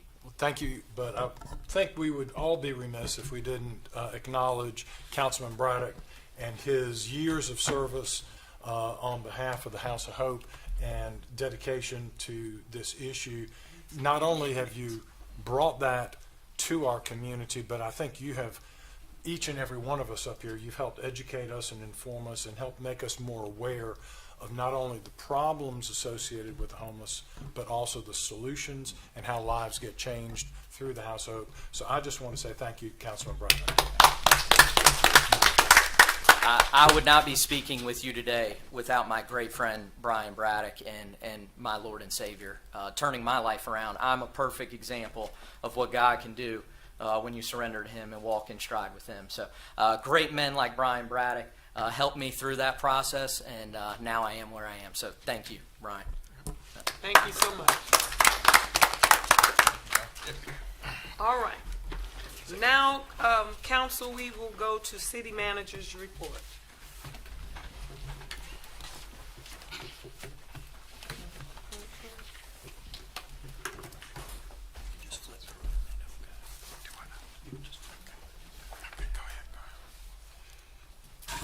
Thank you, Mayor, members of council. As you know, there have been a lot of talk about smells, particularly on David McLeod Boulevard there in Woody Jones area. Staff has been diligently working in that area. I want to give you a brief update on that. I did email council some information on that on Friday and kind of share our findings there. As you see from the maps there, we have a number. These are sewer lines. We have 18-inch lines there. The green lines mostly are 18-inch to your north there. We have a number of large lines that's coming into an end there. You have a 24 and a 21 that's kind of deadlining into an 18. We have some bottlenecks in that area. Overall fix there is we will have to increase the size of some pipes in that area, 30 inches. We're looking at about a 30-inch pipe from Dunbarton to West Palmetto Street there. This is part of our $50 million project. You know, as you know, council has set aside $25 million of that through bond monies. We received $25 million through a grant there. Again, that's a longer-term project. We anticipate the first phase of that project will be completed in late 2028 there. We're also working through our asset management program to identify all of the manholes in that area. This is a swamp basin there, the Jeffers Creek Basin. So we do have some manholes that we're aware of. There are some that we can't access because, again, it is in that basin there. But we do have identified a couple that has been surcharging recently there. Working in that area, we will set aside, we've set aside $1 million there to upfit about 8 manholes there. We're going to bring those, we're going to repair those and increase the size and diameter of those manholes there, and that will give us some relief. Again, long-term relief. It's a much longer, much more costly project, and it's part of that $50 million project. Phase 1 of which will be completed around 28. We will have to have a major line improvements. Again, those 18-inch lines there are too small. We're draining, excuse me, not draining. We are servicing areas. We talked about West Florence area and Windsor Forest, all that area, even Darlington, all of that is coming through there. We've seen significant overflows in the last 3 months or so there in that area. Again, this is a project we're working on, but it will take us a little bit of time. Mayor Pro Tem. Scotty, thank you for that. And I think every council member has been keenly aware of this for some time. And I appreciate the update on the status of it. You circled these red, are the red circles the problem areas that are going to be addressed in the short term, along with then the later? I'm trying to understand what the short-term fix is and where on the map you've put up there the short-term fix is, and then where the long-term fix is. Yes. If you can differentiate that for us. Yes. Please. So the red circles there, those are manholes. Those are where we're having some sanitary sewer overflows. Right. So you have your sewer coming through the line, and it's in essence bubbling up there. Yes. So I mean, we have I that. think there's videos out there. We all know how bad it is. Yes. So we're looking to improve those manholes there. And what will that do? What is the fix, and what do we hope to accomplish? When you increase the size of those manholes there, it will give us a little bit more capacity in those lines there, and to limit the number and intensity of those overflows. By making the manhole, I guess, the larger, making them taller? Correct. That is correct there. That's a short-term fix, and we're starting that process. It's an emergency repair project, and we hope to have that bid out by the end of this month there. The longer-term project is to increase the size of our pipes there. Again, some of those 18-inch lines, we're looking at least 30-inch lines there. We do have our staff, our engineers looking at those projects. What we don't want to do is to increase problems downstream. So we have to ensure that we don't put that problem, move it from one location to another location. And just to be clear, and the Business Development Committee has received numerous reports over the last few years on the efforts, I think initially to try to see if we could get Timmonsville to where we had a second wastewater treatment facility over in Timmonsville, but we were unable to get permitting approval from over there from, I guess it was DHEC at the time. And so now all of the wastewater from the entire west side of town, all of it has to flow through town all the way to National Cemetery to the current wastewater treatment facility. Is that correct? That is correct. And so there, and if I understood, one of the things you had mentioned before was there was a new development that, or of some sort, that maybe had a tremendous water usage coming along that was way above what would be considered normal in a housing development, apartment complex of some sort? That is correct. Because we have some smart meters now, we're looking at continuous flows there, and we're able to calculate a large facility in the area that may be contributing. We're still investigating that, but the numbers suggest that there's a lot of water usage and obviously a lot of sewer usage, unusual for the number of persons staying in the area. So would that potentially lead us that there may be a water leak somehow? It could be a water leak that's leaking from the water into our sewer system. And that would cause a tremendous increase in the volume that could contribute to this overflow. That is correct. So please keep us informed of any what you find out as you're tracking down that problem. Certainly. Thank you. Councilman McKay, and then we go this way. Yes, so, I guess I have a question on that, because that smell has been going on for months, and we've all smelled it. We've heard from you, we've heard from other folks that it's not our issue, and now it's coming out that it is our issue, is my understanding, correct? So how does it take, again, we've supposedly explored this issue numerous times. How does it take a private citizen on a walk to find this?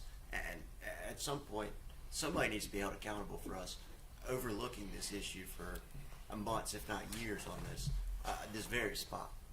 So I guess my question would be, and again, I hope that we will be able to, or I assume that we will, with having a monthly update, either from you or from AECOM, on how this will be fixed, but in the future, how do we ensure that this, again, isn't overlooked?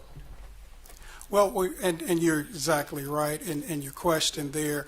What we found is that this area, we've had sanitary sewer overflows in the past in the area. They have been sporadic there.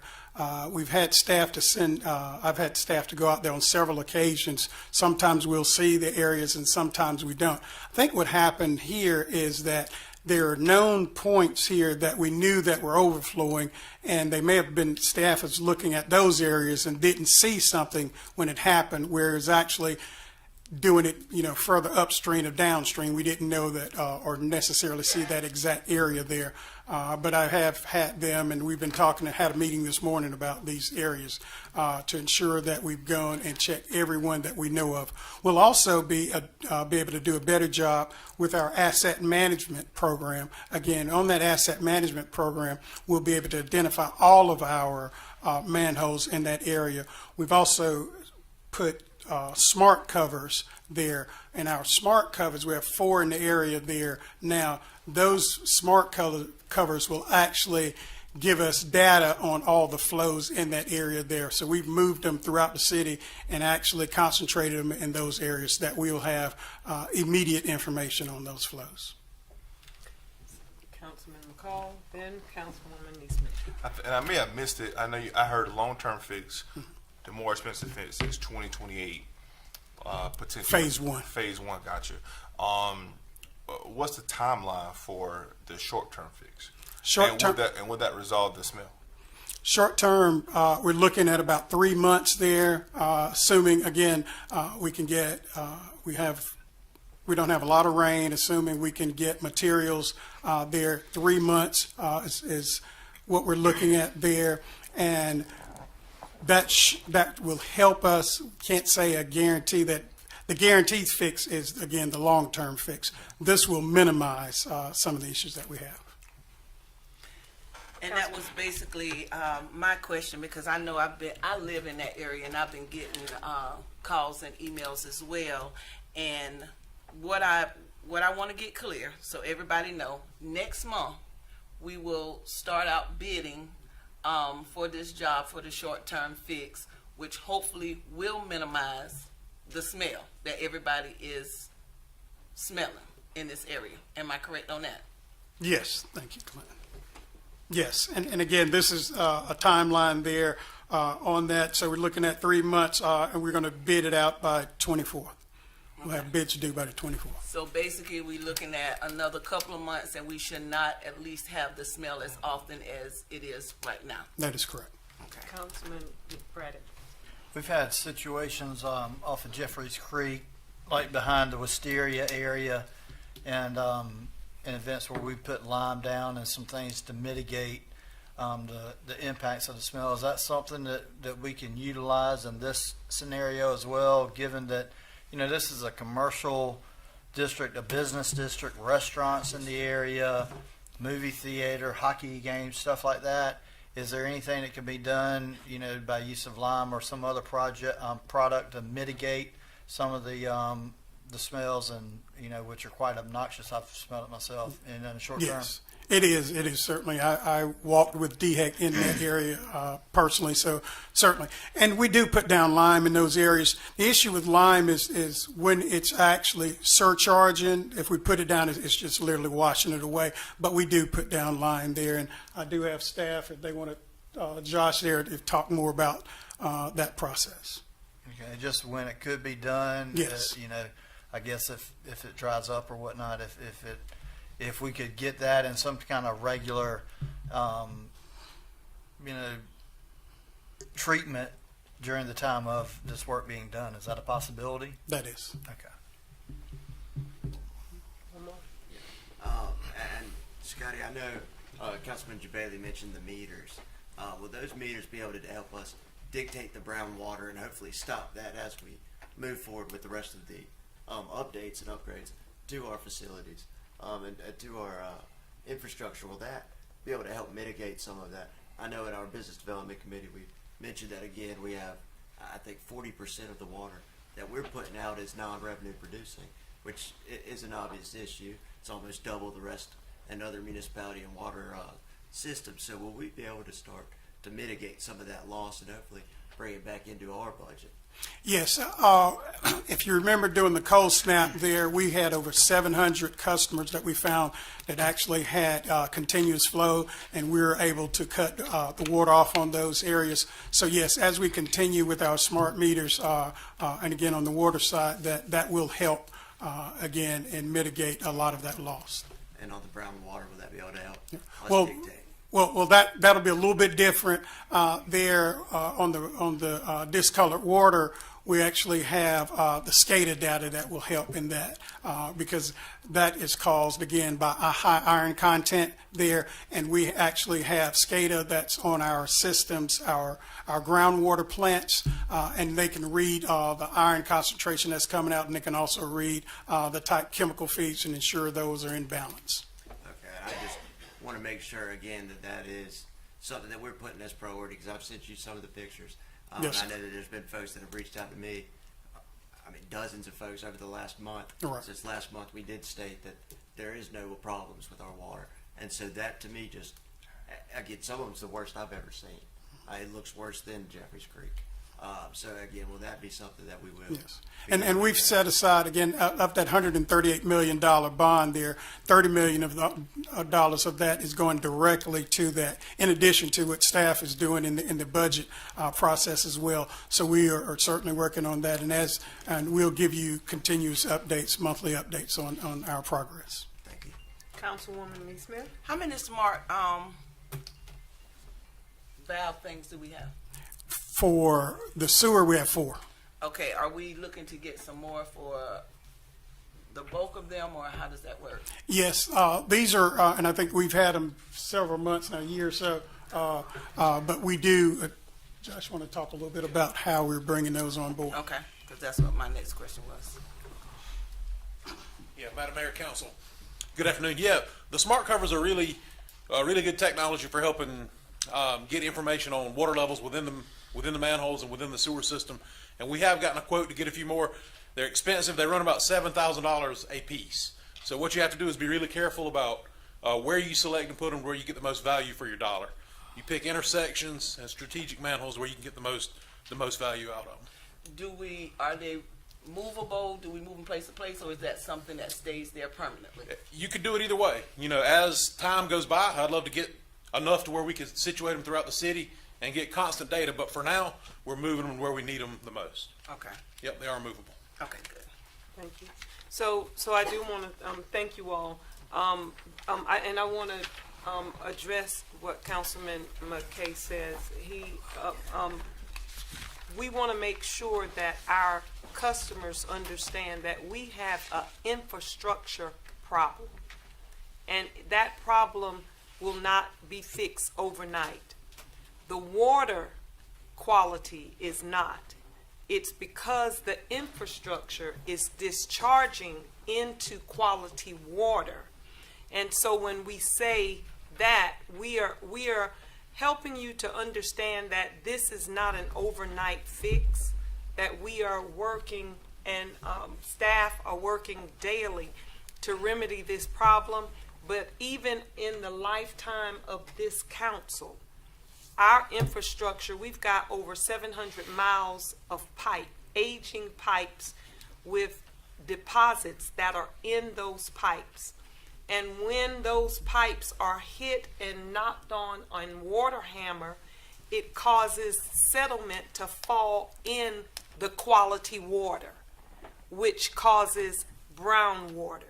So the water quality is not the problem. It is the aging infrastructure. Because the percentage of people who are having this problem, while we don't want anyone to have this problem at all, we want all of our customers to get clean, clear water. I just want to make sure we help them to understand the process of fixing this, and it is not something that we would fix overnight. 30 miles of pipes that you're fixing would cost us about what, Scotty? I'm putting you on the spot. I'm sorry. That's a Michael question. Well, Michael. Because, and the reason why I'm saying this is because I said this in a meeting.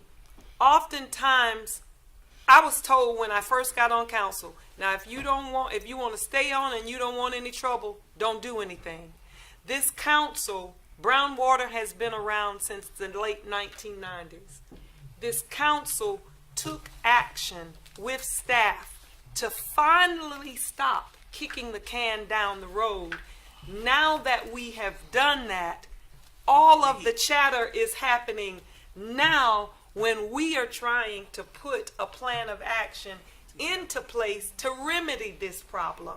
So while we should be, I don't want to say happy, but we should be that we are coming up with a plan to fix the problem instead of saying that the problem, hey, you're in a swamp and you just need to have your brown water. We are addressing the problem. We have a plan of action in place. Do we need to check it? Do we need to say, hey, why is it taking so long for this to happen? Yes, because while we're working this plan, we are constantly becoming better at what we're doing. And so just so that the community understands how much this costs to just fix a small amount, so that they understand that we cannot fix it overnight. Right. And part of the process, not even fixing it overnight, is also the regulatory process with DES on taking the infrastructure offline and then putting it back online. There's a specific process that has to occur. But for us, the cost per mile, that varies depending on the size of a pipe. Approximately right now, you're putting a 30-inch pipe in the ground, you were paying $1 to $2 million per mile to put that pipe in the ground, depending on the situation of the ground, for the soil quality, whether it's dry land, upland, whether you have to bore, the different combination there. And then that's for a 30-inch. So if you drop down in size a little bit, then that price decreases, but also determines on each road it's going to be a little bit different, because you have to look at all the existing infrastructure that's already present. The more infrastructure that's already there, then it's going to increase the cost of the project, because now the contractor is going to have to move at a slower pace to make sure they avoid everybody else's utility infrastructure in the ground. So it's not just a process of just putting new pipe in the ground. You have to assess everything that's in the ground that already prior to the contract beginning work, and then get a permission from DOT within their road right away and meet all of their requirements. And their requirements change based on whether it's a 4-lane highway, a U.S. highway, or a secondary road. Then the requirements are a little bit different for each one of those type roadways where you're going to construct the new infrastructure. Thank you. Thank you, Councilwoman Neesmith. And you good, thank you. I appreciate what the mayor said, because what people don't understand is we did not, this problem been going on for years. And one thing I did learn about this was the infrastructure is just like a house. You have to continue to maintain it. And it has not been maintained in a long time. So we are diligent, committed to really getting this fixed. But it seems like we're getting the worst end of it when we're trying to correct it. So just so everybody know, we inherited, but we're going to get it fixed, and we committed and dedicated to doing so. So thank you for clearing that up too. Yeah, and just to remind us, the #1 bottling company in the country took down roots here. What does that tell you? If we had water quality issue, they wouldn't be here. They would have not built their company in an area that has this issue. And so I just want to make sure our citizens understand that we are committed. And you see the passion with all of us. All of us just, want this fixed. We're tired of the phone calls. We're tired of the emails. But I want us to be patient, as I want our citizens to understand we are working on this, and we are turning over every stone to make sure that you get the quality water and the that you deserve, that you are paying for. Mayor, I would just say, going back if possible, and that's exactly why I would ask that again. We have either AECom or staff provide an update, because again, we could sit up here and say that yes, we're doing it. We can blame it on past administrations as much as possible. But at the end of the day, people are still seeing brown water every day. We're not, yes, again, we might have a plan, but at what point do we start taking action on the plan? And again, I understand that we are, but it's the people want to know, when is this going to be fixed? Like, we could keep saying 5 years, but we were saying 5 years last year. So at some point, it's time that, again, we start updating the folks and they understand what is going on. Again, it's one thing to say we have a plan in place, but it's time that we do start at least telling where these upgrades and updates to our system are going. Okay, I think there's a water plan quality. Council, does anybody want to make a motion on that, or we want to talk about that in later? Madam, if I may, Madam Mayor, the issue of the water quality, it was discussed, as I mentioned at the beginning of our meeting. We have a water quality improvement plan preliminary report that isn't that in the business development committee? Yes, that's what I'm saying. It's going to be presented during the business development committees. So if we want to wait to that point, I'll bring it up at that time. No, I was asking, has it already been? Yes. Okay. Has it already been brought up in the business development committee already? Yes, we just had a report. And I'm gonna, when it comes time for the business development committee report, I'll talk about it then. And who's the members of that committee again? The mayor, myself, and Councilman McKay. Okay. All right. So it's being updated. Okay. All right. Okay. Is that it? That it? That's complete. Now we will move. items. Yes. You got another one. Okay, that's all right. Of course, that was all encompassing for us. But I do want to invite our police chief up to give you a little bit of exciting news about our police department. Thank you, City Mayor. Council, Mayor. Last week, we received notice and officially recognized for our recertification and accreditation. So the police department is now officially reaccredited through the state for another 3 years. Great job, great job, great job. Very good. Thank you. That concludes staff's report. All right, thank you so much. We will have a mayoral report. I really didn't have anything to report on, but I will, Councilwoman Neesmith participated and helped to organize the Black History Parade, and so I wanted to give her the opportunity to give an update on that.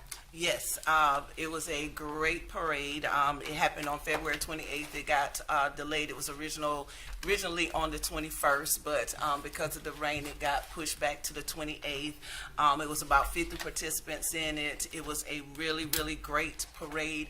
I really want to thank the Thompson family and Will Thompson for always letting us use that space to come back to kind of convert, to talk about, and have vendors there. So there were vendors there. It was a great celebration. I want to thank Pat, former Councilwoman Pat Gibson-Highmore, for really putting this together, because it really brought out the culture. We celebrated our diversity, and it was just a bunch of community unity events, and it was a great thing. And hopefully it gets better every year. Thank you so much. That concludes my mayoral report. Next, we will have committee reports, the Business Development Committee. Thank you, Madam Mayor. The Business Development Committee met on February the 19th. It was Madam Mayor, myself, Councilman McKay, along with our city manager, Scotty Davis, as well as Clint Moore and Michael Hemingway. We had a very robust conversation, and we were given an update by AECom at that time, who presented us with the utility system communication presentation, which I think Amanda was there to help us with that, and that's part of the process. And maybe at a later time we can have Amanda come up and kind of talk about the communication part of it, and how receiving information is important from the community, letting us know where on the water line we're experiencing the discoloration, and et cetera, or water leaks. And so perhaps at the next council meeting, Amanda, you'd be able to come up and talk about the communication part of it. We'll let you speak with our city manager about that. But we also received the Water Quality Improvement Plan. This is a preliminary plan. Presented copies there. I would encourage everybody to grab one on your way out. This is talking about the discoloration of the water, and how the discoloration comes from the iron content that comes from the groundwater. About roughly half of our water is produced through the groundwater. The other half is surface water. We have the surface water treatment plant out there by the PD River, bringing that water in. There's no discoloration issues that come from that. The discoloration comes from the groundwater. There are 33 wells, 14 groundwater plants. Am I getting that right, Michael? All right. So that's where the difficulties come when you're pulling out iron-heavy water out of the ground and the two aquifers that we access, and then trying to reduce or eliminate the iron sediment through filtration and keeping track of it. We mentioned the SCADA system that's in place. That is a computerized system that gives us real-time ability to manage and observe what's going on and make adjustments on the fly, which is a big improvement that'll help over time. That's something that is already in place, and we're adding more and more of those computer quality monitoring that's going on. So we received that from AECom. And as was asked earlier of the city manager, it's my understanding that this water quality improvement plan is going to be posted online, and then if it can be shared on social media as well, so that, again, we can get the word out, not only of what the problem is, but what we're actively doing to try to address those problems as soon as possible, to implement some strategies to make things better. So it was a very robust conversation that we had during our Business Development Committee meeting. There are some action items. I'm very pleased that we're going to be getting these monthly updates from AECom or the city manager on where we're at with regard to not only the water quality improvement plan, but if everyone will remember, especially those back home, the city council has already adopted by resolution a water distribution master plan, a wastewater system master plan, and a stormwater master plan. These are three massive infrastructure assessments that have been done. It took 4 years to get the planning process in place, and I'm very proud that the Business Development Committee has been able to help work and provide some level of assistance to the city staff as we've gone through this process, and grateful to the council that we've been able to adopt these master plans, that all of us have the framework to move forward. And now, in addition, we have this water quality improvement plan. That's a fourth leg of the overall master planning process to keep moving us forward. So that was the primary portion of the Business Development Committee meeting. We also received updates on Urban Square and what's going on there, as well as other projects that are happening in the city. We also got a report from Don Strickland, the PDRTA, and where they are with their situation. It was a lot, and I know we've commented on it a good bit here today, but if Madam Mayor or Councilman Kay, if I've overlooked anything, please join in. I just had a quick question to mention that. I know Councilman McCall mentioned earlier that I am on this committee. I've asked for a digital copy at the meeting, and then I actually asked Scotty last week or the week prior for a digital copy of this so that I could share it with folks that do reach out, and I've not received one. That's of the water quality improvement Please, plan? both of the presentations that Econ presented, since I was not able to be there in person and had to join virtually. That was sent by email. I've not got it. Yes, sir, Councilman. It should be in your email. I'll be able to, I'm going to pull up and tell you what date and time that actually went out to you. Please do. So look for it this morning and could not find it.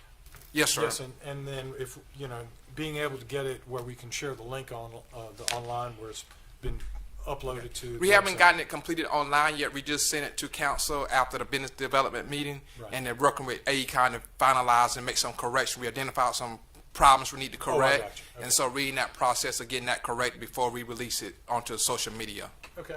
But I will pull up right quick, like, and tell Councilman Kay exactly when that email went out. Councilman Braddock. Thank you. One of the things too that I reached out to Scotty about is a timeline, because there's a lot of, we sit up here and we say what we've done, and things that we've done, but could we add a timeline of all the resolutions, ordinances, approvals of budgets, studies for the last 5 years that this council, action that this council has taken? We say that we've done things. We say that we haven't kicked it down the curb, but we're just doing a horrible job communicating to our citizens what we have done in a manner that's simple to see. Just a timeline that said council approved. I mean, the first thing that I ever did on council was approve the stormwater study. Yes. First thing, stormwater study approved, got the results, wastewater, bond approved, things been out. Just something that shows the community that we have taken a lot of actions. We're getting hit on the cost of the actions that we're taking. Yes, sir. And then the fact that, that it hasn't manifested in anything. And so, you know, I'll just tell you that I'm like afraid not right now. Yeah, the city manager has asked us to go ahead and put that together, and we're in the process of pulling that information together for you already. It just needs to be simple where someone can take it. All of us need to be on the same page and be singing the same sheet of music to the community and be able to just send a QR code or something where they can see, you know, where things were, where things have been, and where we're going. So that would be a great help to all parties. And everybody saying the same message would be helpful too, and not going off, because it does take a lot of planning. Yes, the full council received all the information from the business development meeting on February the 27th. Could you just, and I apologize if I overlooked it, could you resend that to me, and then just on that, can I know it hadn't been shared publicly, can that be shared, or do we need to hold off on sharing that? Yes, sir. You just need to put a disclaimer that there will be some corrections based on when we come up with the final draft. Perfect, thank you. Yes, sir. So, just finishing up on the Business Development Committee, I do want to also have noted that when it comes to that stormwater plan that Councilman Braddock said, that remind everybody that we were able to raise $7 million from that initial 50-cent increase that got us $14 million from state grants, so that $7 million became $21 million through the action that was taken several years ago. So these are things, as you say, Councilman Braddock, that need to be brought out so people will understand all the work that has been going on, and that we as a council and certainly staff actively engaging in making sure that things happen. And hats off to staff. I just want to say thank you. Thank you. Thank you for what y'all are doing every day. And Lord, if we get emails and phone calls, it's times 10 what y'all get. So we just want to say thank you, Mr. City Manager, Assistant City Manager, Michael, everyone associated, Josh, all of y'all that are here today in every department, because you guys are great and we love you and we appreciate you. Thank you. Thank you so much. Next, we will have the Community Development Committee. At the Community Development Committee, for like issues that we just talked about, we want our community to know if you would like us to come to any of your large groups. We are willing to come out to answer any questions. We want all of us to be on the same page, because we really are on the same team. It is only one Florence. It's only one Florence. And so if you would want us to come out, we want to do some touring to get the information out about what we're doing with recreation, what we're doing with the water, what we're doing in the city, and all of the things that are going on. So please don't hesitate to call our city manager or his staff for us to, I know they're saying, Lord Jesus, for us to come out and have that conversation, because as we grow, we want to make sure that we're growing together. We want to make sure we stay on one accord, because we're going to be better when we grow that way. All roads are leading to Florence right now. And if we miss this opportunity because we're at each other instead of with each other, that's on our watch. And so let's make sure that we're stronger together by making sure that we're bringing everybody along. I don't have anything else to say on community, but I will give the floor to Councilman Smith to talk about something that he recommended in our meeting. Thank you, Madam Mayor. So what we've been discussing, I think, for the last few meetings is just a special needs occupancy sticker. And what that's going to do is help our first responders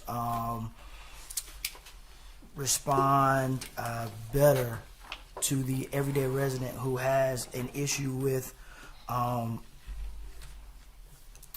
sensitivity, cognitive, and developmental disabilities, and maybe they may be deaf or nonverbal. So it's going to help them with those challenges. And it's a voluntary program.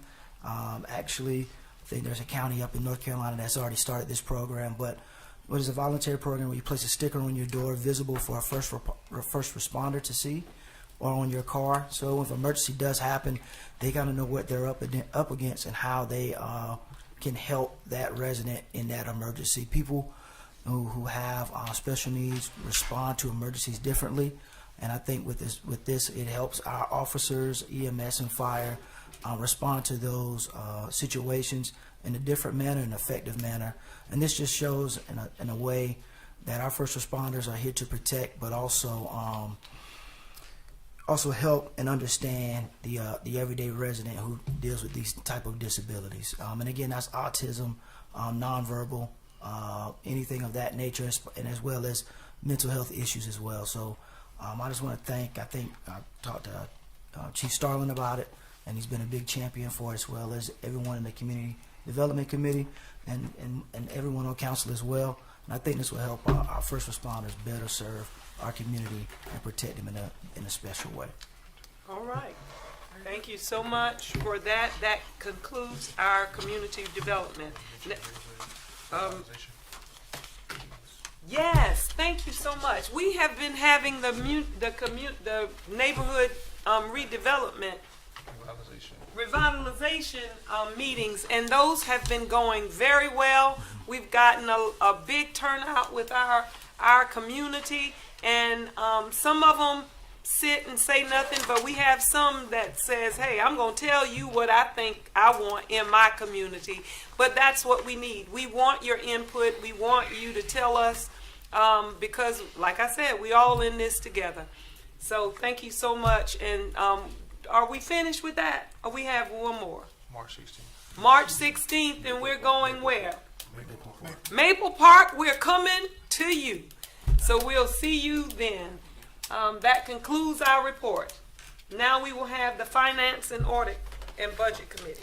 Thank you, Madam Mayor. As we took as information on February 25th, as the Finance Director, Glenn, mentioned, we talked about structuring the opioid funding committee, and there was a robust discussion on that. So he's already talked about it already. I don't want to belabor much of our time, but that was our discussion, and that's kind of everything that we had on for that meeting. Thank you. Thank you so much.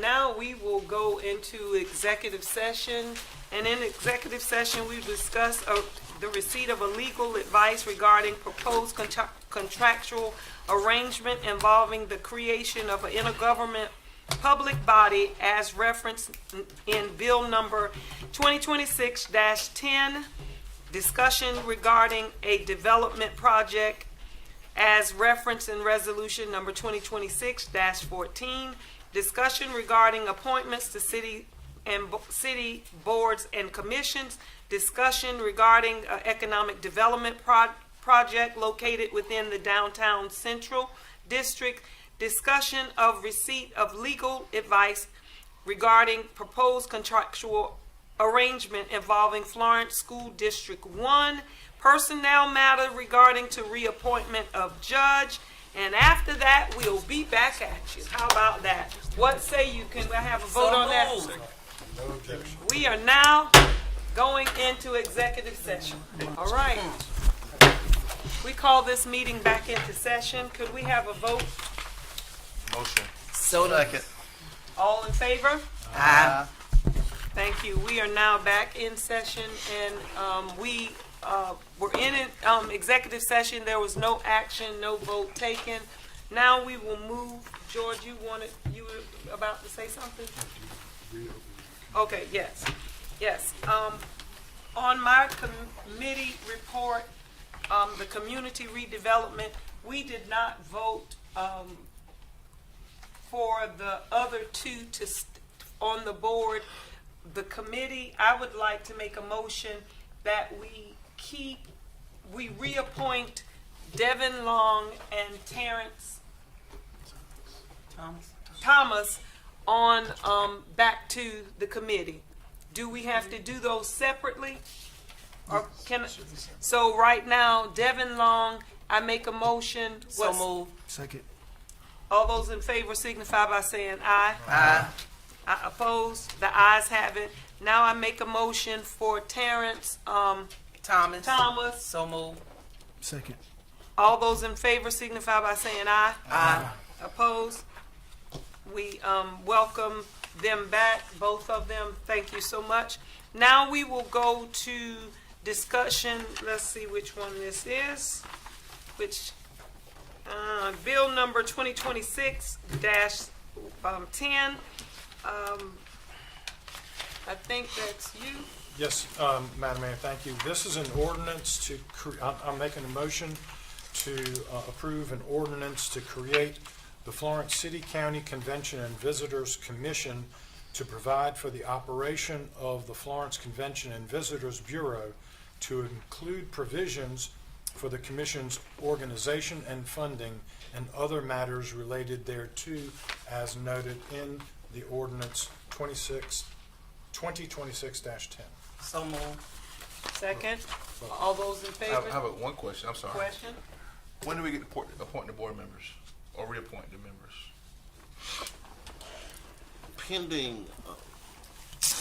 Pending the approval by the county as a party to this agreement, that would take place prior to May 1st. So, quite frankly, sometime in April, that would likely be back on the agenda pending their approval. Okay, thank you. Next month. Yes, sir. Okay. All those in favor signify by saying aye. Aye. Opposed? The ayes have it. Thank you. Then we had, If I may. sure, We have Holly Beaumier here with us from the Visitors Convention Bureau, and we just thank you for all that you do, all that your other people out there to help promote the city of Florence and our community. Thank you, Holly. Thank you for Thank the you so little much. cute little portfolio too. It's cute. Thank you. Thank you for your support. We will be able to continue working. thank you so much. Next, we had an item that we discussed in executive session, and I think someone down here by the last name Smith. Mayor, I make a motion that the city council grant the city manager the authority to initiate a negotiation with Florence School District 1 concerning an in-governmental agreement for the provision of specific recreational facilities, with the understanding that such an agreement will require the subsequent final approval of the city council. Second. All those in favor signify by saying aye. Aye. Opposed? Nah. Oh, being that we did. Okay. Yes, Yeah. yes. Nay. All right. This bill has passed. No, well, it's not even a bill, but this motion has passed. Okay. Now we will have appointments to boards and commissions.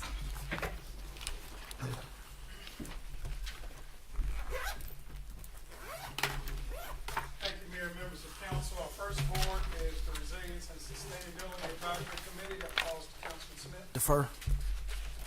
Next, we have the Public Safety Citizens Review Board that falls to Councilman Brown. Joe, I can't pronounce his last name, John, Rosado. Rosado. Rosado, I think. Rosado. Second.